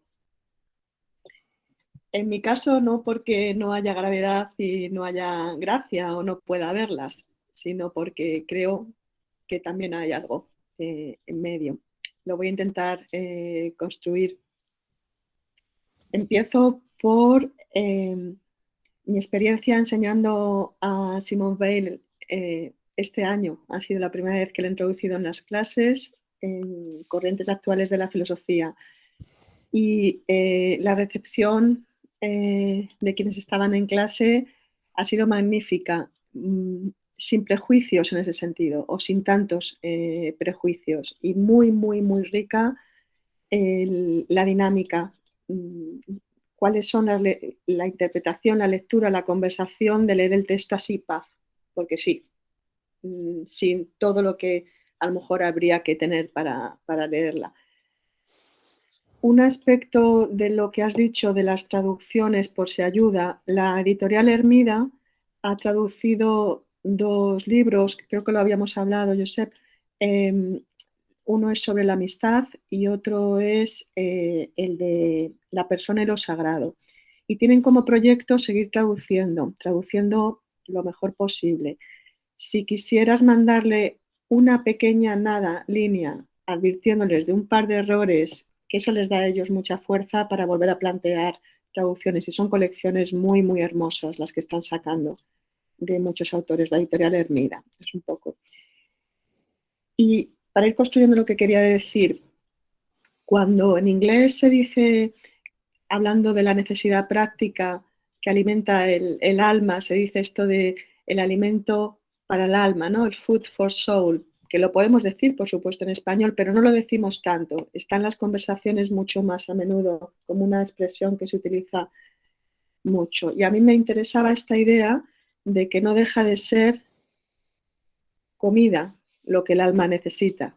O sea, que en este sentido, que no es otra cosa, no es concepto, no dicen concepto para el alma, sino food, o sea, comida. ¿Cuál es el elemento físico desde el cual te alimentas y te rescatas o te recuperas o te ayuda a transformar si lo digieres? Ese es el sentido de lo que quería decir. Porque los procesos de degradación de lo humano que describe Weil, lo que describe Hannah Arendt, la deshumanización, las distintas formas en las que dejamos de ser lo que éramos o pareciera que ya no lo somos y pasamos a ser eso otro que no queremos ser, que a lo mejor seguimos siendo humanos, pero en formas que casi ya se habría acabado lo humano, etc. Los procesos están muy descritos. Y a la hora de encontrar las formas de recuperar, en terapia, todo lo que has dicho tú, cualquier terapeuta tendría oro, y lo tienen, de hecho, ¿no? Entonces, vale, con este planteamiento, ¿cuál es la necesidad práctica? ¿En qué está basado eso que has nombrado con Williams, necesidad práctica? Yo lo entendería desde Aristóteles de otras maneras, pero la idea de dónde está, y no es la voluntad, y no es la fuerza, y no es la existencia, pero tampoco es el toque mágico del tú sí, tú no, ting, o cualquiera, todos, ting. Bueno, para mí la clave es, una vez que se produce la violencia, la agresión, el aplastamiento, y ni Freud, porque la agresión internalizada da lugar a culpa y a partir de ahí todo lo que puede venir, ni, como decías tú, esto es que es lo que me ha resultado muy fuerte. O sea, la represión de la agresión se traduce en culpa y a partir de ahí lo que sea. La otra forma, que es la intoxicación completa del agresor y de la víctima, tampoco. Y tú dices, la tercera forma, si he entendido bien, la tercera forma, Weil nos dice, es mediante algún tipo de lucidez, esa que permite atender las cosas, atender sus relaciones y atender a una mirada, o sea, que la mirada va desde otro ángulo. Si he entendido bien, esa es la tercera alternativa. Y a partir de ahí, pues las formas con la atención, las opiniones o la visión de las cosas, y desde ahí vas a la agencia o vas a la acción. Bueno, pues, esto que yo creo en ello, sigue siendo cognitivismo, por ponerle un nombre, ¿no? Sigue teniendo esa fuerza, no lo quiero poner en negativo, pero esa fuerza de o lo epistémico, lo cognitivo, el trabajo. Si quieres cambiar el mundo, cambia la conversación. Es como yo suelo hablar de ello. Y me parece fantástico. Pero yo creo una cuarta forma, que es la que estaría también en medio, y es la que permite, o la que se origina en el cuerpo. Y esto es complicado de decir ahora mismo, pero yo quería por lo menos llamar la atención a ello. Voy a intentar concretarlo de esta manera. En el campo de la violencia obstétrica, que es un tipo de violencia sexual, que es un tipo de violencia de género, que es una violación de los derechos humanos, pero que tiene unas características muy particulares, es una violencia sexual, pero que se produce en un cuerpo que está en un contexto muy peculiar, el del momento del parto. Es una violencia de género, pero no es solo sobre un cuerpo, es sobre dos, el de la madre y el del bebé. Es una violación de los derechos humanos, pero claro, uno de esos dos cuerpos no tiene derechos en ese momento todavía. Hay muchos aspectos que hacen esta violencia ser una categoría de esto, pero no sé si se termina de poder explicar con esas categorías. ¿Por qué lo digo? Porque el cuerpo de la mujer de parto que sufre violencia tiene unos mecanismos fisiológicos y tiene un tipo de atención. Desde luego la lucidez la puede tener exacerbada, mucho más que las víctimas de tortura o que las víctimas de violación, y mira que la tienen, pero fisiológicamente la inundación de hormonas cognitivas, de las que tienen que ver con la atención, con la adrenalina, es impresionante el nivel de eso, por llamarlo, por explicarlo de ese modo. O sea, la capacidad de atención, la capacidad de recuerdo, todo lo cognitivo es muy fuerte, pero también hay muchos mecanismos o situaciones que hacen que el rescate, por decirlo de alguna manera, no solo me ha pasado a mí, nos ha pasado. Eso que no es que le ha pasado a otro, a una hija después, a un hijo después, o sea, eso que va a ser un hijo o una hija, lo es ya, me refiero, no quiero enredarme en estas palabras, estoy intentando construir que la víctima de la tortura lo sufre en carne propia. El que presencia una tortura también es víctima, ¿no? Porque la ve que le está pasando a otro. Pero en el momento del parto, en esa violencia obstétrica que se produce en ese momento, el tipo de conjugación de los cuerpos es de otro estilo. Entonces, yo he visto, digamos, tengo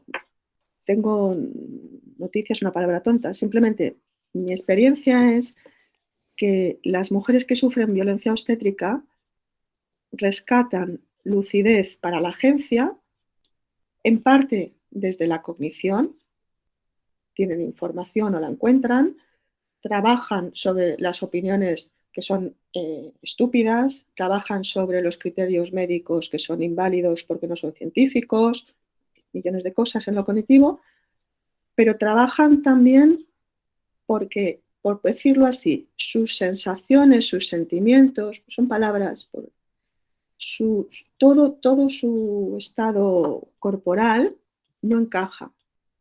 Y luego, si las cosas salen bien, si hay rescate terapéutico o transformación, hay un elemento del cuerpo tan potente o más como el de la atención del que habla Simone Weil. Entonces, por callarme ya, que si no, entre la gravedad y la gracia igual hay otra cosa también, que también tiene su gracia o tiene su cling, su magia o algo así. Bueno, habría muchas cosas. Sí, muchas gracias, Estela. Realmente todos los aspectos que mencionas están poco explorados en Simone Weil, pero sí que están en el modelo que quería desarrollar después, porque aunque la figura de una bailarina grácil y la figura de una parturienta parecen muy diferentes, es esencial a la bailarina grácil escuchar el eco de la música en su cuerpo para que sea grácil. La poco imaginativa sigue ciertas reglas con su cabeza y eso impide que el público se entusiasme, porque no expresa. Entonces, el contacto con su propia corporalidad, con la experiencia de su cuerpo y que el movimiento emerja de la conciencia de su cuerpo, es un elemento central de la bailarina grácil y de la forma de receptividad que permite que constituye la obediencia a la relación entre las cosas, que es la que yo quería explorar posteriormente. Entonces, yo creo que ese elemento no lo podemos abandonar, que es central. Lo que pasa es que hay un cierto cartesianismo en el planteamiento de Simone Weil, porque aunque el concepto de fuerza y todos los conceptos están impregnados de sociabilidad, no hay interlocución. Ella está sola. Ella no habla con otros, no elabora su experiencia. Y yo creo, bueno, tú lo conoces mejor que yo en el caso de las parturientas, yo lo he trabajado también en el caso del daño sexual o de los supervivientes. Los supervivientes de Auschwitz suelen estar los hombres bastante solos, las mujeres hablan más, las supervivientes. El discurso, por ejemplo, el libro de Linda Alcoff sobre Rape and Resistance, ¿no? La importancia de los procesos de elaboración colectiva de las supervivientes, ¿no? Pero al fin, yo creo que esos elementos son centrales o la idea de disonancia que introduce Fricker, que tú estás hablando, hay algo en mi cuerpo que no acompaña, hay algo que me está diciendo esto no está funcionando, no me cuentes historias, esto no está funcionando. La historia que me cuentas no funciona. Entonces, esos elementos de interlocución entre personas dolientes, ¿no? que están dañadas, que han sufrido el daño, que supervivientes, esos son centrales, no están presentes en Simone Weil, es bastante cartesiana en cierto sentido, pero mi posición es que aunque esos discursos, esos procesos de interlocución, es como una coreografía en el baile. Al final, cada bailarín tiene que escuchar a su cuerpo. Y esas voces tienen que resonar en su cuerpo. Y de ahí ha de surgir algo. Y en ese sentido, el núcleo del planteamiento de Simone Weil sigue siendo verdadero. Es decir, al final es la obediencia a la relación entre las cosas, lo que pasa es que en qué consiste la relación entre las cosas, cómo llevar a cabo el proceso de desintoxicación, requiere de la interlocución. Si no, es muy fácil que tú te cuentes otra mentira diferente. No es el poeta como en la Ilíada que ve con claridad. Esta imagen del genio que ve con claridad sigue estando presente en el modelo de Simone Weil y yo me alejaría de él. Pero el núcleo de lo que me interesa y es el romper esta concepción incidida del sujeto, en que el núcleo de tu agencialidad está en el esfuerzo de tu voluntad. Y este es el concepto de actividad que merece la pena, frente a otra idea en la que tiene más bien la forma de escucha, que no solo es escucha del mundo, sino que es conversación con otros para determinar qué hay en el mundo, porque si no, y escucha de tu cuerpo, de la experiencia de tu cuerpo, no tu cuerpo como máquina, sino como fuente de experiencia y de normatividad. Eso creo que se integra perfectamente en el planteamiento de Simone Weil. Y es lo que habría hecho si hubiera podido seguir eternamente. Gracias. Es que puedo decir algo más, sí. Nada, fantástico. Es esta cosa de que es muy difícil tener a la vez todo eso, no en la explicación, sino en la atención, no en el orden del comentario, sino en la atención. Y sin embargo, cuando se nos escapa, por ejemplo, decir, claro, quizá a aquellos hombres que durante hace años ejecutan acciones sin tener resistencia, quizá esto lo explique, ¿no? Y vuelve a decir, no, tú tienes la resistencia inmediatamente, porque tienes los ojos de la persona, porque tienes sus gestos, porque es imposible causar dolor si la persona está consciente sin que reaccione con toda su gestualidad, etc. Dormir, claro. Entonces, todo aquel que dice, porque esto pasa en el campo de violencia obstétrica que menciono, esto pasa, o sea, me duele, dice la mujer que está siendo cosida de puntos al terminar el parto, y quien está ahí presente dice, no, no duele, esto no duele. Cuando esto ocurre es, decir, hay resistencia, lo que no hay es atención a la resistencia o no hay cualquiera de las otras cosas que puedes haber dicho. Pero para mí, lo que sea que se diga de la víctima, me refiero, todo lo que se diga que puede la víctima o no puede, tiene que poder o no poder quien agrede. Tiene que ser paralelo siempre el, el análisis. Las formas de lucidez las tienen ambas partes. Las formas de resistencia también las tienen ambas partes. Esto es lo que hace que en el campo en el que yo estaba hablando, el cuerpo funciona de otra manera en los estados, no sé cómo es, como quizá, bueno, son atisbos de que no es lo mismo ser público que ser bailarina, aunque la bailarina pueda ser de varios tipos, y sin embargo necesitamos siempre que al agresor o al que presencia se le vuelva esa experiencia de alguna manera. Si no, solo con la atención no sé si llegamos. Bueno, lo dejo ahí para... A ver, una aclaración en defensa de Simone Weil.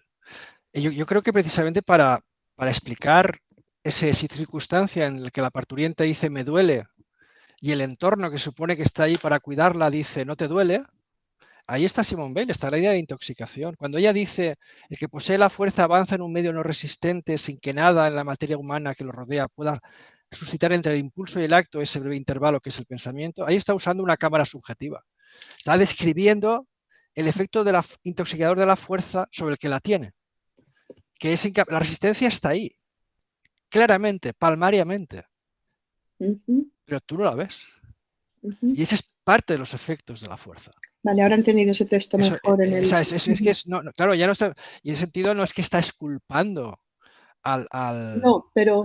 es que es lo importante, es parte del problema que tienes que comprender, es que el otro está siendo intoxicado por la propia fuerza que posee, por el punto de la fuerza en el que está situado en ese momento. Y eso no es que entrar en la lógica kantiana, es culpable, no es culpable, es un discurso que el que no entra Simone Weil. Por supuesto que es perversa la situación, que es dañina y que hay alguien que está sufriendo y otro que no está sufriendo lo mismo. Obviamente.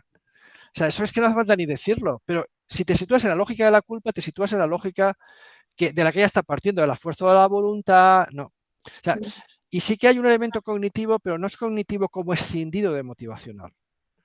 Es que, y de hecho hay algo muy profundo, y es que nosotros construimos, se muere la gente cruzando el Mediterráneo y construimos discursos para decir que esa muerte no merece duelo.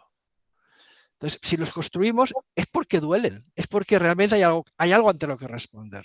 En ese sentido sí que vemos, pero la construcción nos sirve para seguir tranquilamente nuestras vidas. Entonces yo creo que eso es parte de lo que ella está aportando y encaja perfectamente con lo que tú planteas. Esta idea es tan intoxicador que genuinamente es sincero cuando dice que no lo ve y cuando dice que no hay resistencia.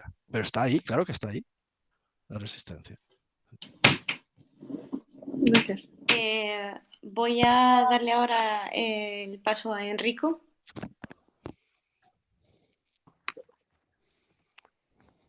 Hola, ¿qué tal? ¿Se oye? Sí. ¿Qué tal, Josep? Nada, decir que me ha parecido interesante la conferencia, aunque yo no estoy nada familiarizado con la autora, la verdad. Entonces habrá muchos conceptos que se me han escapado y tal. Y quería preguntarte sobre, quizás lo he entendido mal, ¿vale?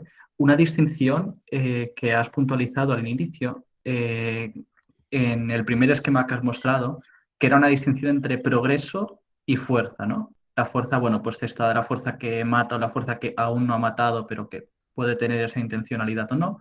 Pero había una cosa totalmente opuesta, que era el progreso, y que el progreso no podía darse mediante la fuerza. Pero no entiendo muy bien por qué son antinómicos o por qué no puede haber un progreso, por qué el progreso no puede ser con fuerza o no puede ser a la fuerza. Si es que eso es lo que dijiste y lo que dijo Weil, porque a lo mejor no lo entendí del todo bien. Sí, bueno, lo que dice Simone Weil es que, estoy leyendo su texto, los que soñaron que la fuerza, gracias al progreso, pertenecía ya al pasado, pudieron ver en este poema simplemente un documento histórico, ¿no? cómo era la historia, cómo era la sociedad antes.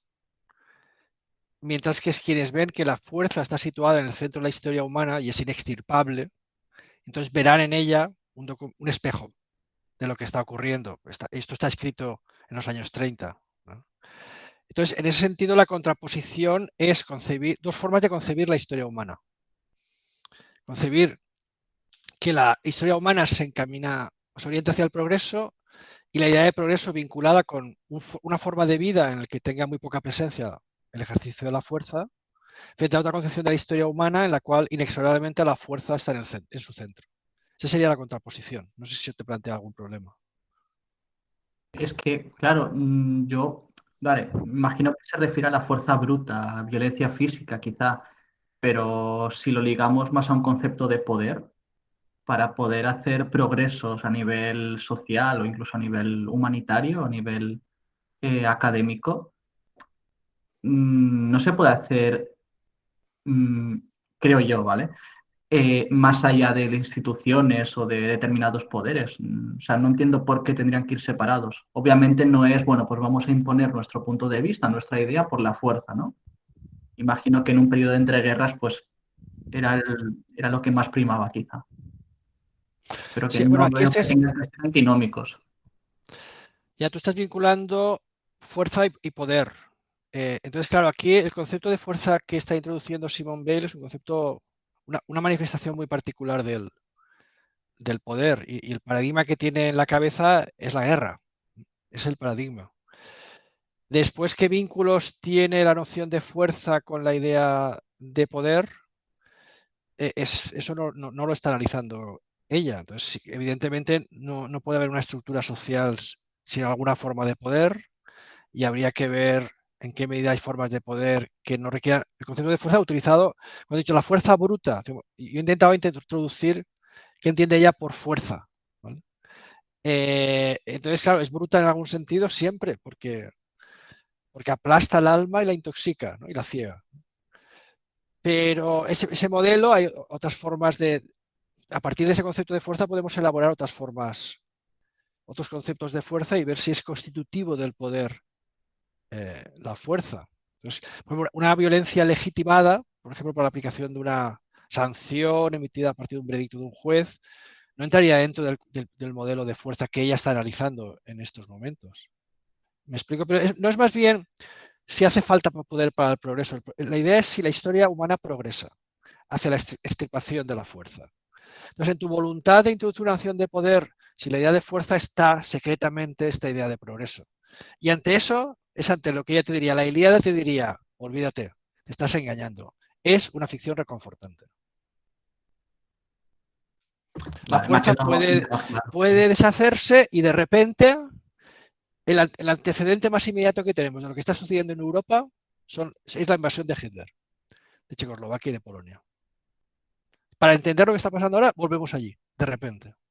Y nos hemos pasado todos estos años intentando huir de que se repitiera ese escenario en Europa. Fuera de Europa nos ha dado exactamente igual. Bueno, y ahora está sucediendo también en Ucrania, pero bueno. Nada, me ha quedado bastante más Claro, claro, es gracias. lo que estoy diciendo. Evidentemente estoy hablando de Ucrania, sí, sí.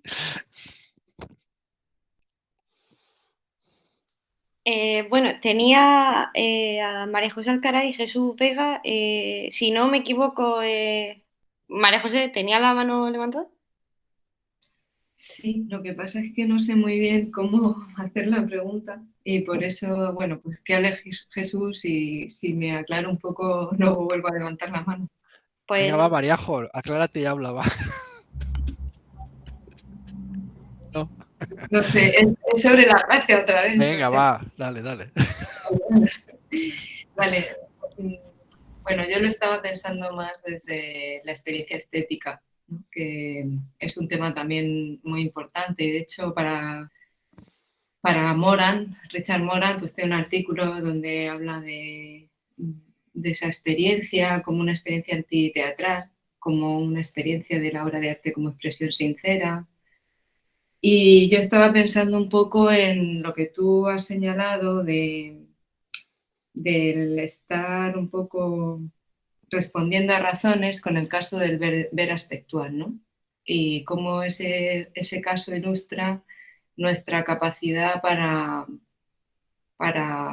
bueno, responder ante lo que reconocemos como, una vez que vemos la configuración, pues nos vemos obligados a ver determinadas partes de la figura como, pues no sé, partes de una mujer joven o partes de una mujer vieja, ¿no? Y es decir, que esto te sirve como ejemplo, como ilustración de ese otro concepto más general de seguir la necesidad práctica, ¿no? De la respuesta a cómo son las cosas o esa recepción a cómo son las cosas. Y yo estaba pensando que me faltaba un poco algo en esta explicación de la gracia que tuviera que ver con algo más agencial, no solamente cómo ejercitamos la agencialidad en tanto que en esas actividades expresamos nuestra capacidad de responder a razones, como piensa en el paradigma artístico de nuevo, como por ejemplo en el arte no solamente respondemos a razones, una vez que la bailarina sabe bailar con gracia, sabe por qué ante esta música tiene que hacer este movimiento y no aquel otro, y reconocemos que lo está haciendo bien, ¿no?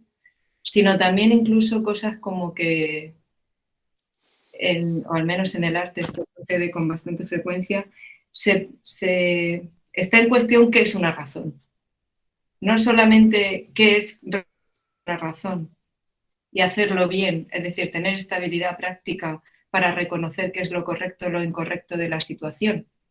No porque sigamos la regla explícita, sino porque tenemos esta capacidad para reconocer lo que es relevante, etcétera, sino que en la propia actividad artística hay un ejercicio de la agencialidad que tiene que ver con el incluso discutir qué cuenta como razón, qué es lo que entra en ese espacio, ¿no? Y no sé si aquí habría un poco una capacidad para introducir más una idea de libertad en la percepción o en nuestra capacidad para responder ante las cosas, que no sea simplemente, bueno, ejercito esta capacidad para responder ante cómo son las cosas, sino también ejercito cierta agencialidad en tanto que soy capaz de reconfigurar las cosas de otra manera o algo así, ¿no? Y no sé si la gracia tiene que ver con este acierto en reconfigurar las cosas de otra manera. En ese ejercicio no solo de la agencialidad en el sentido que tú me parecía que la entendías, sino más activo incluso, más creativo, más, no sé, más como la bailarina, ¿no? O como el artista. Bueno, yo como vengo del arte casi que pido disculpas, pero mis ejemplos vienen de ahí, ¿no? Eso era lo que le estaba dando vueltas y no sabía muy bien cómo formularlo. Sí, a ver, a mí hay una cuestión que me interesa mucho, que no es exactamente que tú has planteado, y es en qué medida la relación del actor, por ejemplo, en el teatro, del actor o del espectador respecto a la obra teatral, en la que, por ejemplo, las obras de Juan Mayorga, que hablan testimonios del daño, en qué medida la participación en ese espectáculo como actor o como espectador tiene un poder genuinamente transformador y de generar genuinamente lucidez que te permita responder de otro modo cuando sales de la sala. Ese es un problema. El que tú me estás diciendo, si yo te he entendido bien, creo que sí que forma parte del modelo que no he llegado a presentar, porque en Simone Weil es que falta mucho el cuerpo. Simone Weil era una mujer muy, muy austera, era muy puritana corporalmente. Es decir, que comía muy mal, el cuerpo no es fuente de ninguna satisfacción, no aparece, ¿no? Siempre lo está castigando.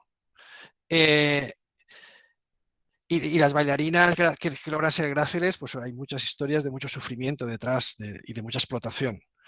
Pero en la que yo me imagino, o sea, si habéis visto la película El Cisne Negro, mi bailarina grácil no es Nina, no es la protagonista, es la bailarina de San Francisco, que nunca será la primera bailarina, porque ella se lo pasa bien bailando y ya está, ¿no?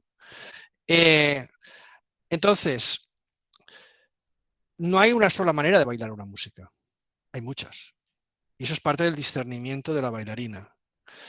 Y hay una idea de carácter. O sea, uno tiene que reconocer la forma de bailar esa música que va con su carácter o con su cuerpo. Entonces hay elementos de discernimiento y de creatividad, porque tú tienes que explorar modos diferentes.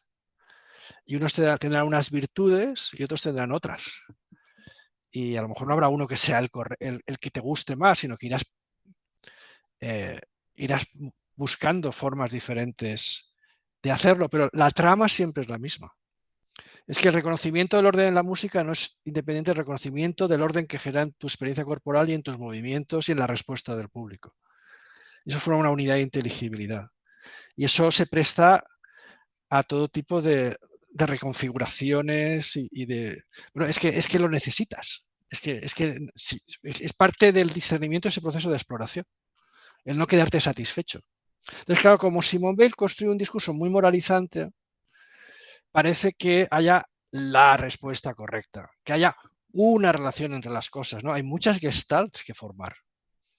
Y no es lo mismo que lo mire yo hoy, que lo mires tú hoy, o lo mire yo mañana, o lo mires tú mañana. O sea, va a variar mucho cuál sea la que tenga sentido. Y como ella es muy ajena a su cuerpo, para mí el criterio último es una forma de corporalidad, o sea, una experiencia corporal, de que está todo tu cuerpo con esa respuesta, en ese momento. Y eso, por supuesto, también hay indicios de error, por eso hace falta interlocuciones, pero creo que esta creatividad que tú estabas reclamando encaja, no en el modelo de Simone Weil, porque está muy enfocado a la idea de virtud moral, pero sí en el modelo de la bailarina grácil, que es el que me parece a mí más fértil y que tiene que ver con una opción de acción que brota de una pasividad receptiva, de una sensibilidad. Esa es la genuina acción. Lo otro simplemente es un movimiento. La bailarina grácil actúa,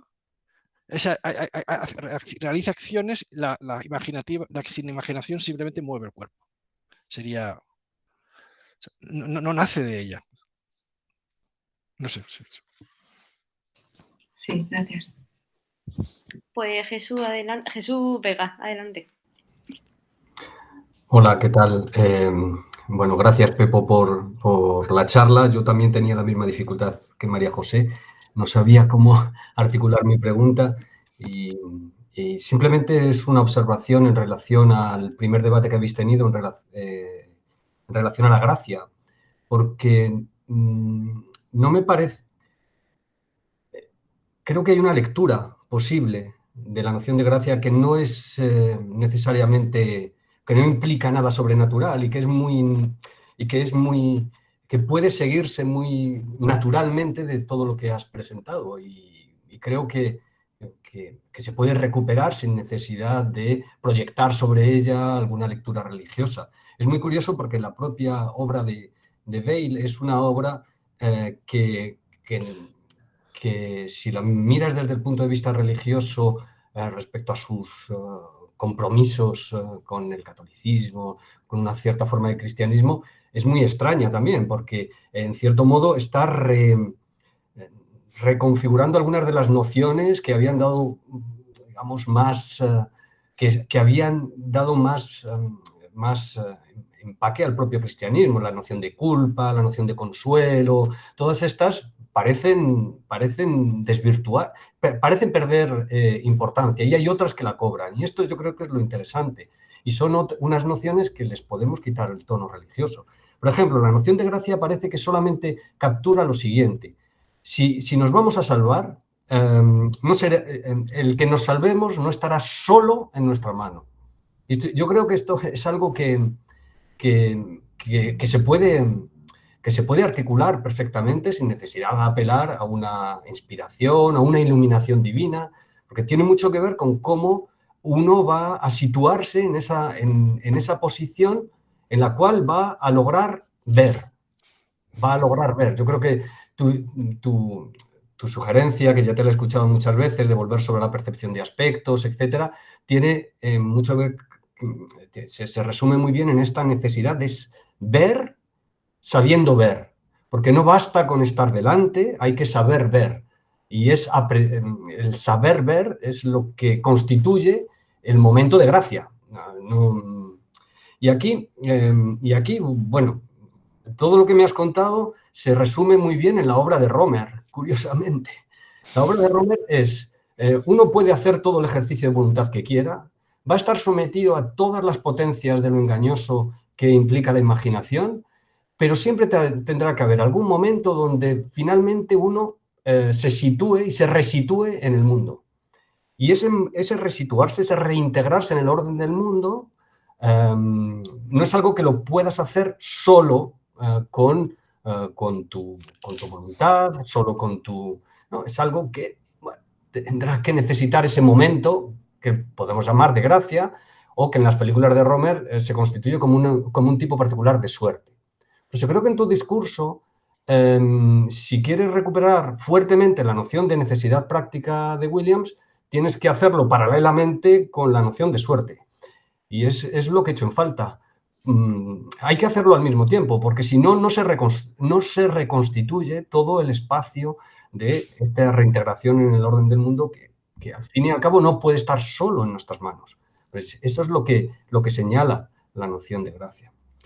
Y ese es el primer punto que quería simplemente señalar. A ver si te parece que esto podría servir como una lectura no religiosa, no sagrada, no sobrenatural de la noción de gracia. Y que, por otro lado, puede verse acompañada de algo que creo que es necesario, que es un rechazo profundo del desencantamiento del mundo. Obviamente, si tenemos que reintegrarnos en el orden del mundo, es un tipo particular de mundo, no es el mundo simplemente de la causalidad física, es el mundo en cuanto que es un mundo que habitamos y está preñado ya de valores, etcétera, etcétera. Esto creo que tiene mucho que ver y Jesús, perdona un momento, es que estamos acercándonos al final, entonces...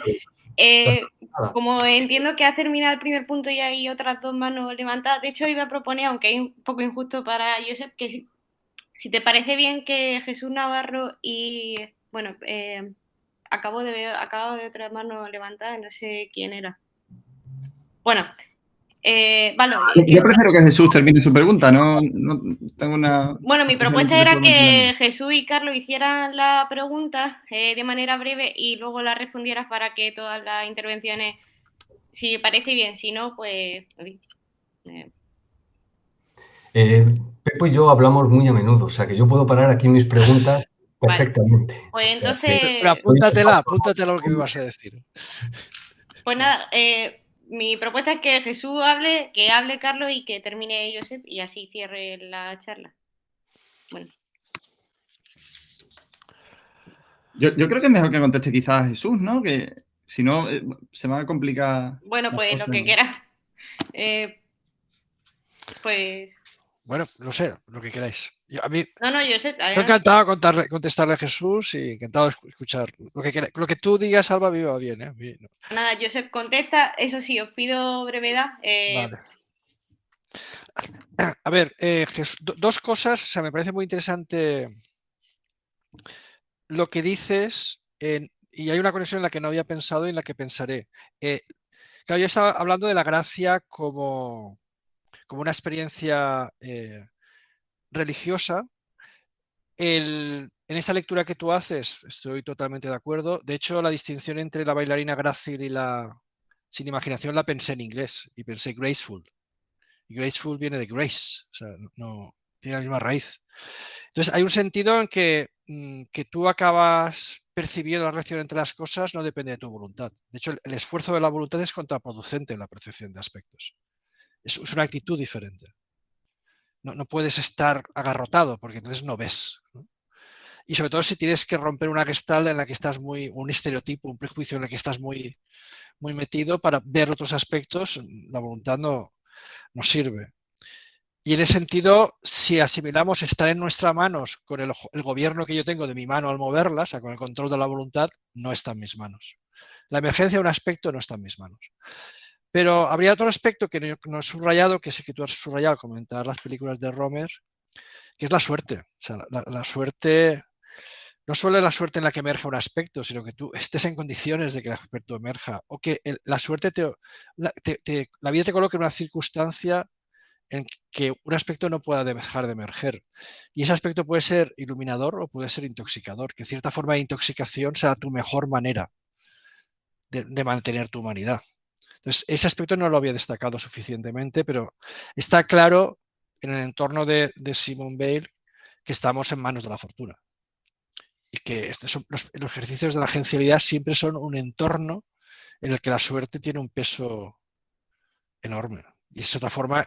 Y entonces, lo que pasa es que ahí no sé cómo meter, respecto de la suerte, no sé cómo meter la gracia. En lo otro sí que sé cómo meter la gracia, pero respecto de la suerte, la gracia que es que, mira, te digo buena suerte. Sí que entiendo bien la gracia respecto de que es un regalo que te ofrece el mundo el que seas capaz de ver ciertas cosas. Y en ese sentido, sí. Y que tú no lo controlas con la voluntad, pero la suerte, la pura suerte y la gracia la veo menos conectadas y en un sentido casi religioso. Bueno, no sé. Pero a lo mejor lo podemos hablar más adelante. Bueno, pues el otro Jesús. Si me da Alba paso. Os doy paso y vuelvo a repetir porque nunca sé breve. Voy a intentar ser súper breve. Me ha fascinado, me ha encantado la charla, Pepo, y yo buscaba todo el tiempo que apareciera como correlato de la fuerza el otro concepto que siempre suele ir unido a ella como su némesis, que en toda la filosofía del siglo XX aparece por muchísimos lados, que es la contraposición entre la fuerza y el sentido. Aparece esa contraposición en Nietzsche, aparece en Freud, aparece en toda la tradición de la sospecha, en el estructuralismo, siempre contrapuesto a lo que es el ejercicio de la fuerza, que muchas veces aparece como la pulsión, incluso muchas veces como manifestación de lo divino, de la pura voluntad ininteligible de lo que nos ocurre. Y por otra parte, la capacidad de articular con sentido en formas lingüísticas, en expresiones culturalmente reconocibles, en el lenguaje, a través del vocabulario con el que somos capaces de articular nuestras experiencias, aparece la posibilidad de dar sentido. Entonces, esa contraposición entre fuerza y sentido es la que yo estaba esperando todo el tiempo que saliera y no veía aparecer, porque además me parece que precisamente un autor que reivindica la necesidad de darle importancia al sentido para hacer concebible la acción y la acción autónoma, es Veleman, y me parece que apunta a algo bastante parecido a lo que tú estabas persiguiendo a través de Williams con esa idea de la necesidad práctica. Para Veleman, en toda acción autónoma siempre se persigue el sentido, siempre se persigue la inteligibilidad.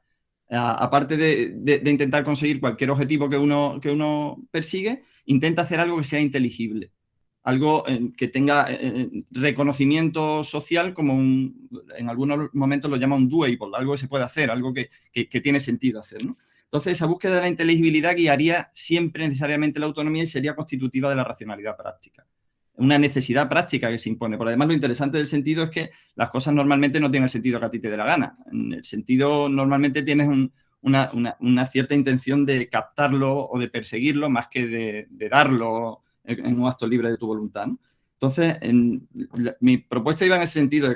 No sé hasta qué punto en Weil también la fuerza viene contrapuesta con la noción de sentido, y hasta qué punto la idea de sentido, en la medida en que forma parte de la autonomía práctica, de la racionalidad práctica, puede ser precisamente la clave para entender esa necesidad que estás apuntando con la visión de aspectos, ¿no?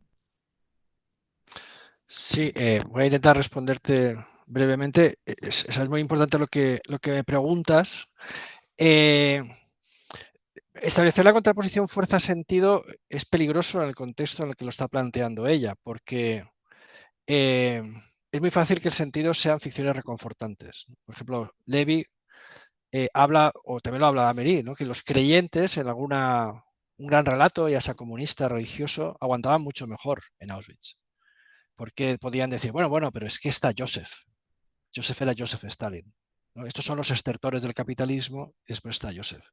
Entonces, claro, el sentido tiene una perspectiva que sí, buscamos sentido.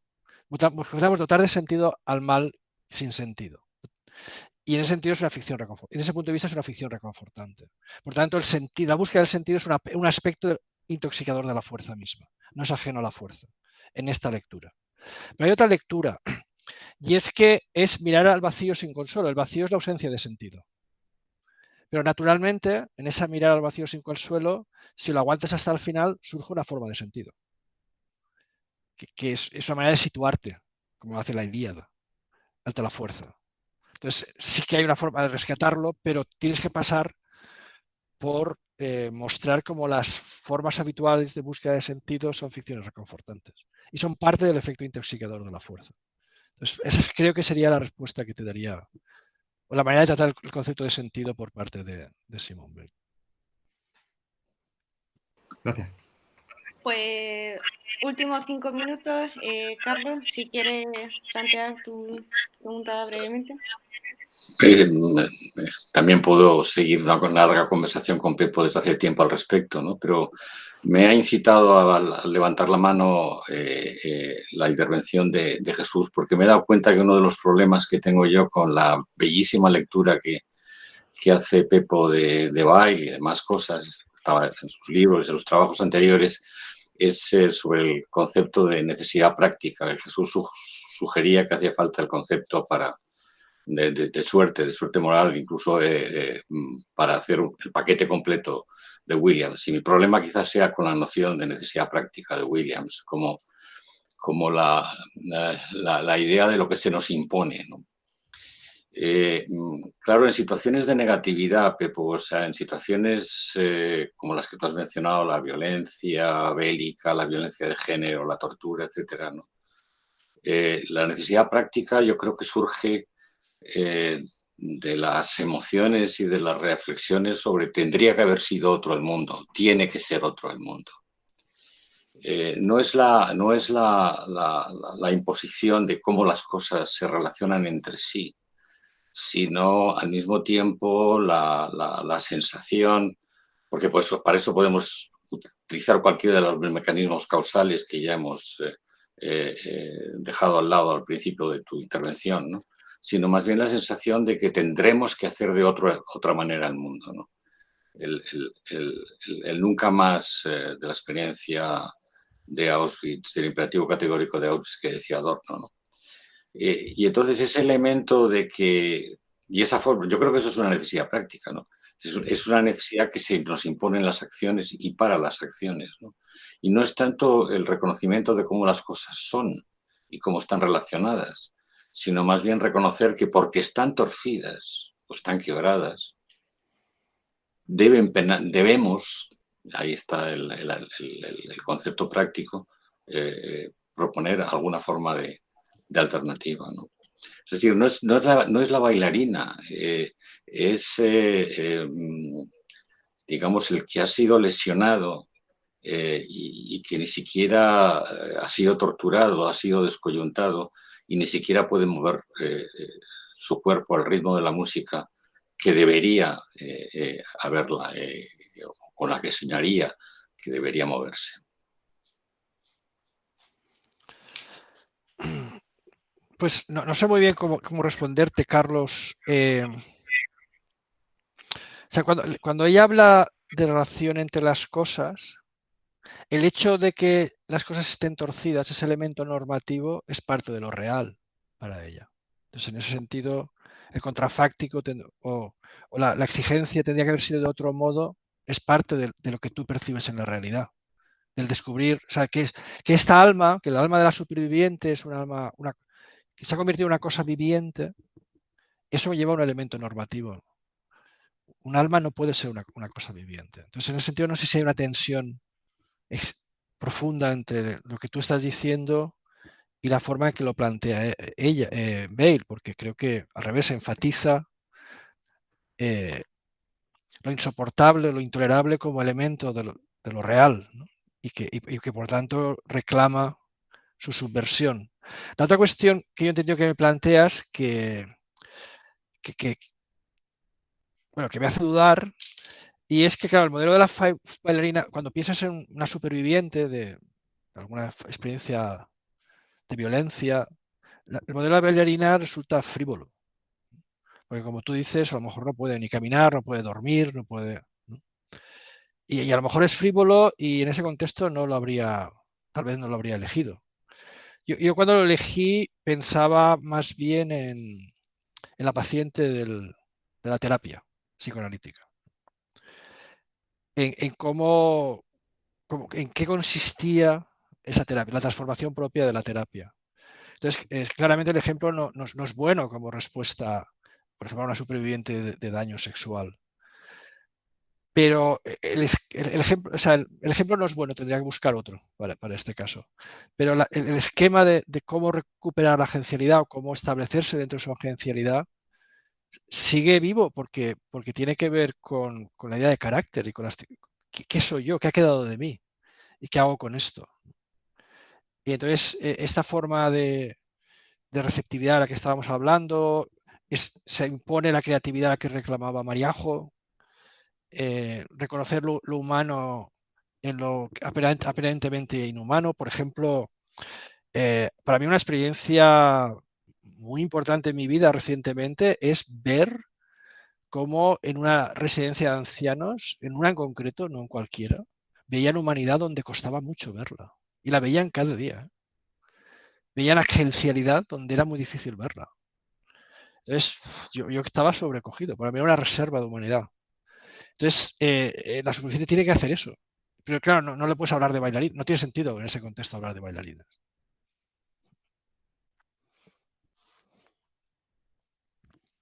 Bueno, pues voy a cerrar ya, si os parece bien. Muchas gracias, Josep. Creo que ha sido un encuentro muy agradable y constructivo, así que muchas gracias a todas las personas que han participado. La siguiente sesión será dentro de 2 semanas, ya mandaremos los avisos mediante correo, diferentes vías de correo y por redes sociales, y bueno, estará a cargo de Manuel de Piñero.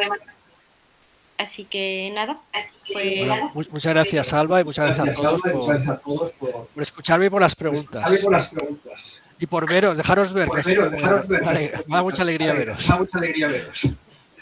Gracias a ti, gracias a todas.